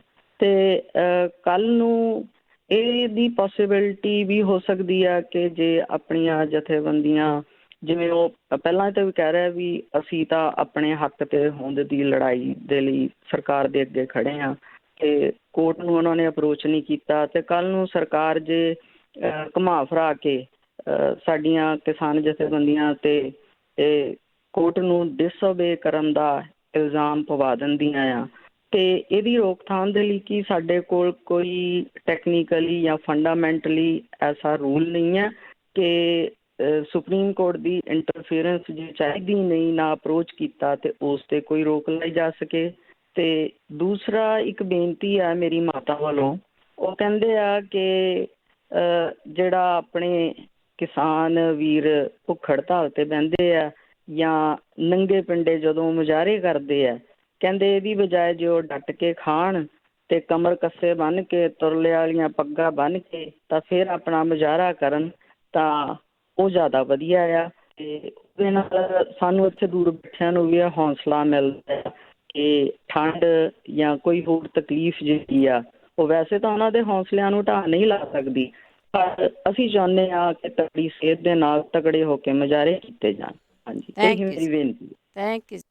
ਦੇਖੋ ਇਹ ਤੁਹਾਡੀ ਭਾਵੁਕਤਾ ਹੈ ਕਿ ਤੁਸੀਂ ਇਹ ਛੋਟੀ ਗੱਲ ਨੂੰ ਜਿਹੜਾ ਜੀ ਨੋਟਿਸ ਕਰਦੇ ਹੋ, ਇਹ ਤੁਹਾਡਾ ਦਿਲੋਂ ਉਹਨਾਂ ਦੇ ਨਾਲ ਜੁੜੇ ਹੋਣ ਦਾ ਜਿਹੜਾ ਜੀ ਉਹ ਸਬੂਤ ਹੈ। ਤੁਸੀਂ ਇਹ ਸੋਚਦੇ ਹੋ ਕਿ ਉਹ ਖਾ ਕੇ ਕਮਰ ਕੱਸੇ ਜਿਹੜਾ ਉਹ ਕੱਸ ਕੇ ਉਹ ਲੜਨ। ਉਮੀਦ ਹੈ ਤੁਹਾਡਾ ਜਿਹੜੀ ਉਹਨਾਂ ਤੱਕ ਪਹੁੰਚ ਜੂਗਾ। ਬਾਕੀ ਦੇਖੋ ਇਹ ਜਥੇਬੰਦੀਆਂ ਦੇ ਪ੍ਰੋਗਰਾਮ ਨੇ, ਉਹਨਾਂ ਨੇ ਕਿਹੜੇ ਤਰੀਕੇ ਦੇ ਨਾਲ ਕਿਵੇਂ ਜਿਹੜੀ ਆ ਉਹ ਸਰਕਾਰ ਤੱਕ ਆਪਣੀ ਗੱਲ ਜਿਹੜੀ ਆ ਉਹ ਆਉਣੀ ਆ। ਜੇ ਤੁਹਾਨੂੰ ਯਾਦ ਹੋਵੇ ਤਾਂ ਤਾਮਿਲਨਾਡੂ ਤੋਂ ਆਏ ਜਿਹੜੇ ਕਿਸਾਨ ਸੀਗੇ, ਜਿਹੜੇ ਉੱਥੇ ਬੈਠੇ ਸੀਗੇ ਜੰਤਰ ਮੰਤਰ ਦੇ ਉੱਤੇ, ਉਹ ਵਿਚਾਰਿਆਂ ਨੇ ਮੂੰਹ ਦੇ ਵਿੱਚ ਡੱਡੂ ਪਾ ਕੇ, ਗਲਾਂ ਦੇ ਉਪੜੀਆਂ ਪਾ ਕੇ ਮੁਜ਼ਾਹਰੇ ਕੀਤੇ। ਕਿਸੇ ਨੇ ਨਹੀਂ ਸੀ ਉਹਨਾਂ ਦੀ ਜਿਹੜੀ ਉਹ ਸੁਣੀ ਉਸ ਵੇਲੇ। ਜੇ ਹੁਣ ਗੱਲਬਾਤ ਹੋ ਰਹੀ ਹੈ ਤਾਂ ਉਹ ਵੀ ਆ ਕੇ ਬੈਠੇ ਆ ਜੀ ਦੁਬਾਰਾ, ਤਾਮਿਲਨਾਡੂ ਵਾਲੇ ਵੀ ਨਾਲ, ਜਿਹੜਾ ਵੀ ਸਾਡੀ ਤਾਂ ਉਦੋਂ ਨਹੀਂ ਸੁਣੀ ਗਈ, ਹੁਣ ਘੱਟੋ ਘੱਟ ਜਿਹੜੀ ਦੀ ਸੁਣੀ ਤਾਂ ਜਿਹੜੀ ਦੀ ਉਹ ਜਾ ਰਹੀ ਹੈ। ਸੋ ਆਈ ਥਿੰਕ ਜਿਵੇਂ ਇਹ ਜਥੇਬੰਦੀਆਂ ਸੁਣਾਉਣ ਦੀ ਕੋਸ਼ਿਸ਼ ਦੇ ਵਿੱਚ ਨੇ, ਸਰਕਾਰ ਤੱਕ ਪਹੁੰਚਾਉਣ ਦੀ ਕੋਸ਼ਿਸ਼ ਦੇ ਵਿੱਚ ਨੇ, ਉਹਨਾਂ ਦੇ ਵੱਖੋ ਵੱਖਰੇ ਤੌਰ ਤਰੀਕੇ ਜਿਹੜੇ ਹਨ, ਜਿਹੜੇ ਤੁਸੀਂ ਨਾ ਸਵਾਲ ਕੀਤਾ ਸੀਗਾ ਸੁਪਰੀਮ ਕੋਰਟ ਵਾਲੇ ਮਾਮਲੇ ਦੇ ਵਿੱਚ, ਕਿਸਾਨ ਧਿਰਾਂ ਦੀ ਇਹ ਤੁਸੀਂ ਕਹ ਲਓ ਕਿ ਦੂਰ ਅੰਦੇਸ਼ੀ ਮਾਮਲੇ ਦੇ ਉੱਤੇ ਉਹ ਸੁਪਰੀਮ ਕੋਰਟ ਨਹੀਂ ਗਈਆਂ। ਉਹ ਅੱਜ ਵੀ ਕਿ ਜੇ ਸੁਪਰੀਮ ਕੋਰਟ ਨੇ ਕਾਨੂੰਨ ਬਣਾਏ ਹੁੰਦੇ ਤੇ ਅਸੀਂ ਸੁਪਰੀਮ ਕੋਰਟ ਦੇ ਖਿਲਾਫ ਜਿਹੜਾ ਜੀ ਰੋਸ ਮੁਜ਼ਾਹਰਾ ਕਰਦੇ, ਉੱਥੇ ਜਾਂਦੇ। ਉਹ ਕਹਿੰਦੇ ਕਾਨੂੰਨ ਤਾਂ ਬਣਾਏ ਪਾਰਲੀਮੈਂਟ ਨੇ, ਕਾਨੂੰਨ ਤਾਂ ਬਣਾਏ ਮੌਜੂਦਾ ਸਰਕਾਰ ਨੇ, ਅਸੀਂ ਤਾਂ ਉਹਦੇ ਤੋਂ ਜਿਹੜੀ ਇਹ ਮੰਗ ਕੇ ਇਹਨੂੰ ਰੱਦ ਕਰੋ। ਹੁਣ ਜੇ ਤਾਂ ਨੇ ਉਹਨਾਂ ਨੇ ਕੰਟੈਂਪਟ ਆਫ ਕੋਰਟ ਜਿਹੜਾ ਜੀ, ਤਾਂ ਕੋਈ ਕੰਟੈਂਪਟ ਆਫ ਕੋਰਟ ਹੈ ਹੀ ਨਹੀਂ। ਜੇ ਮੰਨ ਲਓ ਜੇ ਕਿਸਾਨ ਧਿਰਾਂ ਉੱਥੇ ਧਿਰ ਹੁੰਦੀ ਤੇ ਫਿਰ ਜਿਹੜੀ ਕਮੇਟੀ ਬਣਾਈ ਹੁੰਦੀ, ਇਹ ਬਾਅਦ ਚ ਕਿ ਸਾਨੂੰ ਇਹ ਮੈਂਬਰ ਨਹੀਂ ਮਨਜ਼ੂਰ, ਅਸੀਂ ਉਹਨਾਂ ਦੇ ਮੂਹਰੇ ਨਹੀਂ ਜਿਹੜਾ ਜੀ ਉਹ ਪੇਸ਼ ਹੋਣਾ, ਫਿਰ ਇਹ ਕੰਟੈਂਪਟ ਆਫ ਕੋਰਟ ਹੋ ਜਾਂਦਾ। ਉਹ ਧਿਰ ਹੀ ਨਹੀਂ ਹੈਗੀ। ਇਸ ਕਰਕੇ ਅਜੇ ਏਦਾਂ ਦੀ ਕਿਸੇ ਕਿਸਮ ਦੀ ਕੋਈ ਸਮੱਸਿਆ ਜਿਹੜੀ ਉਹ ਆਉਣ ਦੀ ਸੰਭਾਵਨਾ, ਜਿਹੜੇ ਕੱਲ ਵੀ ਸੁਣਵਾਈ ਹੋਈ ਹੈ ਟਰੈਕਟਰ ਮਾਰਚ ਪਰੇਡ ਨੂੰ ਲੈ ਕੇ, ਉਹਦੇ ਵਿੱਚ ਵੀ ਸੁਪਰੀਮ ਕੋਰਟ ਨੇ ਇਹ ਗੱਲ ਜਿਹੜੀ ਜੀ ਕਹੀ ਆ ਕਿ ਮੈਨੂੰ ਇਹਦੇ ਵਿੱਚ ਸ਼ਾਮਲ ਕਿਉਂ ਕਰਨਾ ਚਾਹੁੰਦੇ ਹੋ। ਉਹਨਾਂ ਆਖਿਆ ਕਿ ਦਿੱਲੀ ਪੁਲਿਸ ਹੈ ਉਹ ਇਹਦੇ ਸੰਬੰਧੀ ਫੈਸਲਾ ਲਵੇ, ਕਿਹਨੇ ਆਉਣਾ ਕਿਹਨੇ ਨਹੀਂ ਜਿਹੜਾ ਜੀ ਆਉਣਾ। ਸੁਪਰੀਮ ਕੋਰਟ ਨੇ ਇਹਦੇ ਉੱਤੇ ਜਿਹੜਾ ਜੀ ਇਹ ਟਿੱਪਣੀ ਕਰਕੇ ਸਹੀ ਜਿਹੜਾ ਜੀ ਉਹ ਕੀਤਾ। ਉਹ ਉਹਦੇ ਤੇ ਕਿਵੇਂ ਜਿਹੜਾ ਜੀ ਉਹ ਰੋਕ ਲਾ ਸਕਦੇ ਕਿਸੇ ਦੇ ਆਉਣ ਤੇ ਜਾਂ ਕਿਸੇ ਦੇ ਨਾ ਜਿਹੜਾ ਜੀ ਵੜਨ ਦੀ। ਤਾਂ ਮੇਰਾ ਖਿਆਲ ਇਸ ਪੱਖੋਂ ਘਬਰਾਉਣ ਦੀ ਲੋੜ ਨਹੀਂ। ਔਰ ਜਿਹੜੇ ਕਾਨੂੰਨ ਦੇ ਜਾਣਕਾਰ ਨੇ, ਵੱਡੇ ਜਿਹੜੇ ਨਾਮਵਰ ਪ੍ਰਸ਼ਾਂਤ ਭੂਸ਼ਣ ਵਰਗੇ ਜਿਹੜਾ ਜੀ ਉਹ ਲੋਕ,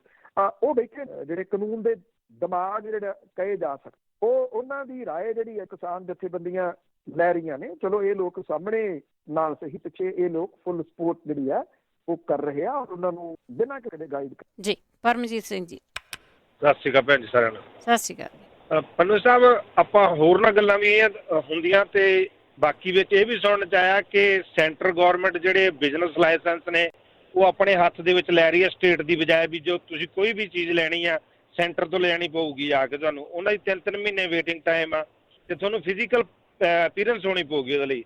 ਨੰਬਰ 1 ਇਹਦੇ ਬਾਰੇ ਦੱਸਿਓ।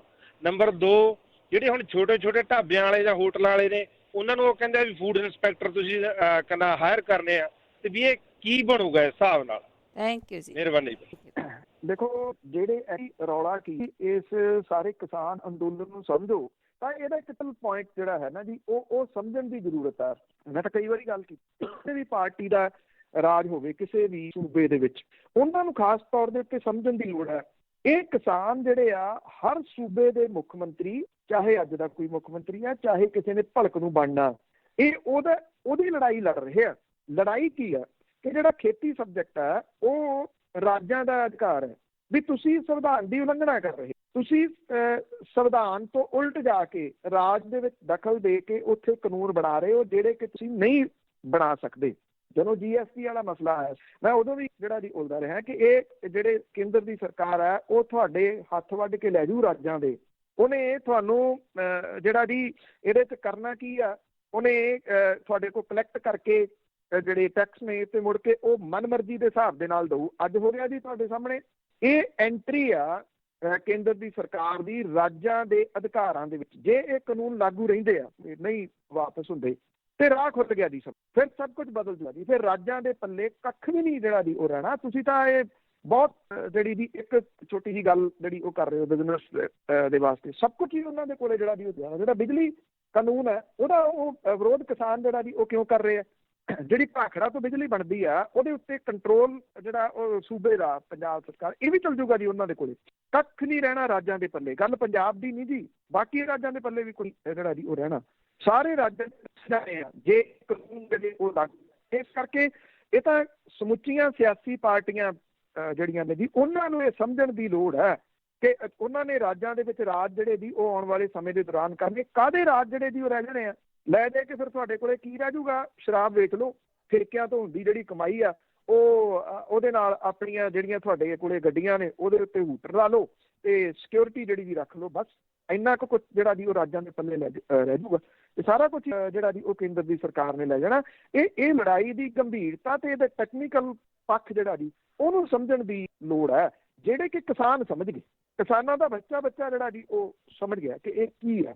ਇਹ ਨਹੀਂ ਸਮਝ ਆ ਰਹੀ ਤੇ ਅੱਜ ਉਹਨਾਂ ਲੋਕਾਂ ਨੂੰ ਅਜੇ ਵੀ ਜਿਹੜੀ ਸਮਝ ਨਹੀਂ ਆ ਰਹੀ। ਇੱਕ ਪਾਸੇ ਉਹ ਇਹ ਕਹੀ ਜਾਂਦੇ ਇਹ ਤਾਂ ਬਹੁਤ ਹੱਕ 'ਚ ਨੇ ਕਿਸਾਨਾਂ ਦੀ ਆਮਦਨ ਦੁੱਗਣੀ ਹੋ ਜਾਣੀ ਹੈ, ਨਾਲ ਦੀ ਨਾਲ ਇਹ ਵੀ ਕਿ ਇੰਡੀਪੈਂਡੈਂਟ ਤੌਰ ਦੇ ਉੱਤੇ ਜਿਹੜਾ ਜੀ ਉਹ ਇੱਥੇ ਸੂਬੇ ਦੇ ਵਿੱਚ ਸਰਕਾਰ ਬਣਾਵਾਂਗੇ। ਭਾਜਪਾ ਦੀ ਜਿਹੜੀ ਗੱਲ ਹੈ, ਜੇ ਸਰਕਾਰ ਬਣਦੀ ਹੈ ਤਾਂ ਤੁਹਾਡੇ ਕੋਲੇ ਜਿਹੜਾ ਜੀ ਕੀ ਹੋਊਗਾ, ਇੱਕ ਸਿਰਫ ਮੁੱਖ ਮੰਤਰੀ ਦੇ ਨਾਮ ਦੀ ਫੱਟੀ ਤੇ ਡਿਪਟੀ ਮੁੱਖ ਮੰਤਰੀ ਦੇ ਨਾਮ ਦੀ ਜਾਂ ਬਾਕੀ ਮੰਤਰੀਆਂ ਦੇ ਨਾਮਾਂ ਦੀ ਫੱਟੀ, ਉਂਝ ਤਾਂ ਕੁਛ ਨਹੀਂ ਰਹੂਗਾ ਜੀ ਪੱਲੇ। ਜਿਸ ਤਰੀਕੇ ਨਾਲ, ਜੇ ਇਸੇ ਤਰੀਕੇ ਦੇ ਨਾਲ ਸਾਰਾ ਕੁਝ ਕੇਂਦਰ ਸਰਕਾਰ ਨੇ ਆਪਣੇ ਜਿਹੜਾ ਜੀ ਉਹ ਕਰ ਲਿਆ। ਜੀ ਸਾਡੇ ਲਾਸਟ ਕਾਲਰ ਨੇ ਮਹੇਸ਼ਿੰਦਰ ਸਿੰਘ ਜੀ। ਹਾਂਜੀ, ਸਤਿ ਸ਼੍ਰੀ ਅਕਾਲ ਜੀ ਪੰਨੂ ਸਾਹਿਬ ਐਨਪੈਡ ਜੀ। ਸਤਿ ਸ਼੍ਰੀ ਅਕਾਲ। ਪੰਨੂ ਸਾਹਿਬ, ਪਹਿਲੀ ਗੱਲ ਤਾਂ ਇਹ ਹੈ ਜੀ, ਉਹ ਕਹਿੰਦੇ ਸੋ ਕਿਉਂ ਮੰਦਾ ਆਖੀਏ ਜਿੱਤ ਜੰਮੇ ਰਾਜਾਨ। ਜੋ ਉੱਥੇ ਮਾਵਾਂ ਭੈਣਾਂ ਨੇ ਉੱਥੇ ਜੋ ਸਿੱਧਕ ਸਬਰ ਦਿਖਾਇਆ ਉੱਥੇ, ਤੇ ਜੋ ਐਡੇ ਐਡੇ ਵੱਡੇ ਜਲਸੇ ਕੀਤੇ, ਉਹਨਾਂ ਨੂੰ ਸਲੂਟ ਬਣਦਾ ਜੀ। ਬਿਲਕੁਲ ਉਹ ਹੱਕਦਾਰ ਨੇ। ਸਾਨੂੰ ਸਾਡੇ ਗੁਰੂਆਂ ਨੇ ਉਹਨਾਂ ਦੀ ਰਿਸਪੈਕਟ ਕਰਨਾ ਕਿਹਾ ਵੀ ਉਹਨਾਂ ਦੀ ਰਿਸਪੈਕਟ ਕਰੋ। ਸਾਡੇ ਵਾਸਤੇ ਤਾਂ ਰੱਬ ਤੋਂ ਬਾਅਦ ਸਾਡੀਆਂ ਮਾਵਾਂ ਭੈਣਾਂ ਹੀ ਆਉਂਦੀਆਂ ਨੇ। ਦੂਜੀ ਗੱਲ ਇਹ ਹੈ ਜੀ ਪੰਨੂ ਸਾਹਿਬ, ਜਿਹੜੇ ਲੋਕ ਇਹ ਕਹਿੰਦੇ ਆ ਵੀ ਇਹ ਕਾਨੂੰਨ ਬੜੇ ਵਧੀਆ ਨੇ ਜੀ ਤੇ ਬੜੇ ਆਏ ਨੇ, ਮੈਂ ਪਿਛਲੇ ਕਾਫੀ ਦਿਨਾਂ ਤੋਂ ਮੈਂ ਦੇਖ ਰਿਹਾ ਜਿਹੜੇ ਮਤਲਬ ਕਿ ਰੇਲਵੇ ਵੀ ਡੱਬੇ ਉਹਨਾਂ ਦੇ ਲਿਖਿਆ ਅਡਾਨੀ ਗਰੁੱਪ, ਇੱਕ ਕੋਟਾਂ ਦੇ ਵੀ ਆ ਗਿਆ ਅਡਾਨੀ। ਜਿਸ ਹਿਸਾਬ ਨਾਲ ਬੀਜੇਪੀ ਤੇ ਅਮਿਤ ਸ਼ਾਹ ਕਾਬਜ ਹੋ ਗਏ, ਉਸ ਹਿਸਾਬ ਨਾਲ ਬੀਜੇਪੀ ਦੇ ਨੰਬਰ ਦਾ ਕੋਈ ਲੀਡਰ ਨਹੀਂ। ਰਾਜਨਾਥ ਸਿੰਘ ਤੋਂ ਰਾਜਨਾਥ ਸਿੰਘ ਵੀ ਚੁੱਪ, ਉਹਦੀ ਵੀ ਮੈਂ ਇੱਕ ਕੀ ਇਹ ਇੰਨੇ ਜ਼ਿਆਦਾ ਦੇ ਵੀ ਵਿੱਚੋਂ ਕੋਈ ਬੰਦਾ ਬੀਜੇਪੀ ਦੇ ਜਿਹੜੇ ਲੀਡਰ ਨੇ ਉਹ ਕਿੰਨਾ ਡਰਦੇ ਨੇ, ਔਰ ਹੌਲੀ ਹੌਲੀ ਸਾਰਾ ਘਰਾਣਿਆਂ ਨੂੰ ਹੀ ਜਾਂਦੇ। ਇਹ ਦੱਸ ਇਸ ਤਰ੍ਹਾਂ ਹੀ ਚੱਲਦਾ ਰਿਹਾ ਤਾਂ ਇਹ ਟੋਟਲ ਜਿੰਨੇ ਕੋਆਪਰੇਟ ਘਰਾਣੇ ਉਹਨਾਂ ਨੂੰ ਇਹ ਸਾਰਾ ਕੁਛ ਦੇ ਕੇ, ਜਿਵੇਂ ਆ ਪਿਛਲੇ ਕਾਲਰ ਨੇ ਕਾਲ ਕੀਤੀ ਹੈ ਤੁਹਾਨੂੰ ਵੀ ਸਟੇਟ ਦਾ ਵੀ ਸਾਰਾ ਕੁਛ, ਸਟੇਟਾਂ ਤੋਂ ਵੀ ਲੈ ਕੇ ਸਾਰਾ ਕੁਛ ਤੇ ਉਹਨਾਂ ਨੂੰ ਦੇ ਜਾਣਗੇ ਜੀ।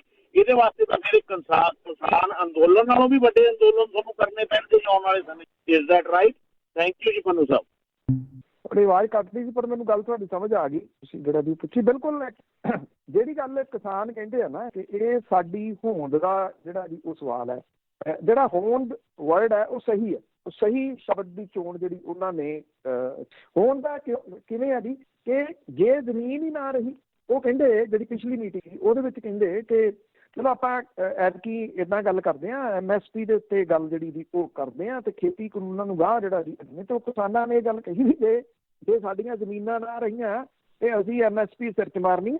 ਤੋ ਇਸ ਕਰ ਜਿਹੜਾ ਜੀ ਇਹ ਹੋਂਦ ਦੀ ਲੜਾਈ ਹੈ। ਤੁਹਾਡੀ ਗੱਲ ਬਿਲਕੁਲ ਸਹੀ ਹੈ। ਉਹ ਕਾਰਪੋਰੇਟ ਅਦਾਰੇ ਜਿਸ ਤਰੀਕੇ ਦੇ ਨਾਲ ਕਾਬਜ਼ ਹੋ ਗਏ, ਅੱਜ ਇਹ ਕਿਸਾਨ ਅੰਦੋਲਨ ਦੀ ਵਜ੍ਹਾ ਕਰਕੇ ਇੱਕ ਚੀਜ਼ ਜਿਹੜੀ ਆ ਉਹ ਸਾਹਮਣੇ ਆਉਣੀ ਸ਼ੁਰੂ ਹੋ ਗਈ ਨਾ ਵੀ ਇਹ ਕਿਹੜੀ ਚੀਜ਼ ਕਿੰਨੇ ਦੀ ਖਰੀਦਦੇ। ਮੈਂ ਤੁਹਾਨੂੰ ਦਾਲਾਂ ਵਾਲੀ ਗੱਲ ਗੜਵਾਲ ਤੋਂ ਨੇ ਜਿਹੜੇ ਉਹਨਾਂ ਦੀ, ਇਹ ਤੁਹਾਨੂੰ ਨਹੀਂ ਲੱਗਦਾ ਕਿ ਇੱਕ ਬਹੁਤ ਵੱਡੀ ਜਿਹੜੀ ਜੀ ਉਹ ਮਿਸਾਲ ਦੇ ਤੌਰ ਤੇ ਵੀ ਕਿਸੇ ਟਾਈਮ ਅੱਜ ਤੋਂ ਕੁਝ ਸਾਲ ਪਹਿਲਾਂ ਉਹ 50 ਕਿਲੋ ਦਾਲ ਦੇ ਕੇ 2 ਲੂਣ ਦੀਆਂ ਗੁੱਥੀਆਂ ਲੈਂਦੇ ਸੀ ਕਿਉਂਕਿ ਲੂਣ ਨਹੀਂ ਸੀ ਉਹਨਾਂ ਦੇ ਕੋਲੇ। ਅੱਜ ਉਹੀ ਦਾਲ ਜਿਹੜੀ ਆ ਜੀ ਉਹ ਰਾਮਦੇਵ ਵਰਗਾ ਕਾਰਪੋਰੇਟ ਘਰਾਣਾ ਜਿਹੜਾ ਜੀ ਉਹ 150 ਰੁਪਏ ਕਿਲੋ, 125 ਰੁਪਏ ਕਿਲੋ ਜਿਹੜੀ ਜੀ ਉਹ ਵੇਚ ਰਿਹਾ ਉੱਥੋਂ ਜਿਹੜੀ ਉਹ ਚੁੱਕ ਕੇ। ਇਹੀ ਤਾਂ ਜਿਹੜਾ ਜੀ ਉਹ ਸਵਾਲ ਹੈ ਕਿ ਜੇ ਕਿਸਾਨ ਜਿਹੜਾ ਜੀ ਉਹ ਮਰਦਾ, ਕਿਸਾਨ ਜਿਹੜਾ ਜੀ ਉਹਦੇ ਉੱਤੇ ਇਹ ਡਾਕਾ ਪੈਂਦਾ ਹੈ, ਉਹਦੀ ਜ਼ਮੀਨ ਨਹੀਂ ਰਹਿੰਦੀ ਤੇ ਤੁਸੀਂ ਇਹ ਭੁੱਲ ਜਾਓ ਕਿ ਇੱਥੇ ਫਿਰ ਕੋਈ ਸੁਖੀ ਜਿਹੜਾ ਜੀ ਉਹ ਰਹੂਗਾ ਕਿਉਂਕਿ ਗਰੀਬੀ ਜਿਹੜੀ ਆ ਉਹ ਇੰਨੀ ਹੋ ਜੂਗੀ, ਇੰਨਾ ਸਮਾਨ ਜਿਹੜਾ ਜੀ ਉਹ ਮਹਿੰਗਾ ਹੋ ਜਾਊਗਾ ਕਿ ਕਿਸੇ ਵਿਅਕਤੀ ਦੇ ਦਾਲ ਦੇ ਨਾਲ ਰੋਟੀ ਖਾਣੀ ਜਾਂ ਜਿਹੜਾ ਗੋਭੀ ਦਾ ਫੁੱਲ ਆ ਉਹ ਵੀ ਤੁਸੀਂ ਦੇਖ ਰਹੇ ਹੋਣੇ ਨਾ 2-2 ਰੁਪਏ ਕਿਲੋ ਜਿਹੜੀ ਜੀ ਚੁੱਕ ਕੇ ਤੇ 30-30 ਰੁਪਏ ਕਿਲੋ, 40-40 ਰੁਪਏ ਕਿਲੋ ਉਹਦੇ ਉੱਤੇ ਸਿਰਫ ਇੱਕ ਪਲਾਸਟਿਕ ਦਾ ਜਿਹੜਾ ਜੀ ਉਹ ਬੈਗ ਜਿਹਾ ਲਾ ਕੇ ਉਹਨੇ ਦੇ ਵਿੱਚ ਫਿਰ ਜਿਹੜੀ ਆ ਉਹ ਵੇਚੀ ਜਾਂਦੀ ਹੈ। ਇਹੀ ਸਵਾਲ ਨੇ ਮੇਰੀ ਕਿਉਂਕਿ ਲਾਸਟ ਕਾਲਰ ਸੀ, ਤੁਹਾਨੂੰ ਸਭ ਨੂੰ ਜਿਹੜਾ ਜੀ ਉਹ ਰਿਕੁਐਸਟ ਹੈ ਅੱਜ ਜਿਹੜੀ ਜ਼ਰੂਰਤ ਹੈ ਨਾ ਜੀ ਉਹ ਇਹਨਾਂ ਚੀਜ਼ਾਂ ਨੂੰ ਪ੍ਰਚਾਰਨ ਦੀ ਹੈ ਕਿ ਇਹ ਜਿਹੜੀ ਲੜਾਈ ਹੈ ਇਹ ਕਿਸਾਨ ਅੰਦੋਲਨ ਨਹੀਂ ਗਾ, ਇਹ ਜਨ ਅੰਦੋਲਨ ਹੈ। ਜਨ ਅੰਦੋਲਨ ਇਸ ਕਰਕੇ ਕਿ ਇਹਦੇ ਨਾਲ ਹਰ ਧਿਰ ਜਿਹੜੀ ਹੈ ਜੀ ਉਹ ਜੁੜੀ ਹੋਈ ਹੈ, ਹਰ ਧਿਰ ਦਾ ਨੁਕਸਾਨ ਹੈ ਇਹਦੇ ਵਿੱਚ ਜੇ ਇਹ ਖੇਤੀ ਕਾਨੂੰਨ ਜਿਹੜੇ ਉਹ ਲਾਗੂ ਹੁੰਦੇ ਆ ਜਾਂ ਸੂਬਿਆਂ ਦੇ ਅਧਿਕਾਰ ਜਿਹੜੇ ਆ ਉਹ ਘਟਦੇ ਜੀ। ਬਹੁਤ ਬਹੁਤ ਧੰਨਵਾਦ ਬਲਤੇਜ ਪੰਨੂ ਜੀ। ਮਿਹਰਬਾਨੀ ਜੀ, ਧੰਨਵਾਦ ਜੀ, ਸਤਿ ਸ਼੍ਰੀ ਅਕਾਲ। ਸਤਿ ਸ਼੍ਰੀ ਅਕਾਲ ਜੀ। ਤੇ ਸਰੋਤੇ ਸਨ ਬਲਤੇਜ ਪੰਨੂ ਜੀ ਸਾਡੇ ਨਾਲ ਜੁੜਦੇ ਨੇ, ਕਰਦੇ ਨੇ ਖਬਰਾਂ। ਇਸੇ ਦੇ ਨਾਲ ਸਾਡਾ ਅੱਜ ਦਾ ਬੁਲਟਨ ਇੱਥੇ ਹੀ ਸਮਾਪਤ। ਬਲਵਿੰਦਰ ਕੌਰ ਵੱਲੋਂ ਵੀ ਆਪ ਸਭ ਨੂੰ ਪਿਆਰ ਭਰੀ ਸਤਿ ਸ਼੍ਰੀ ਅਕਾਲ।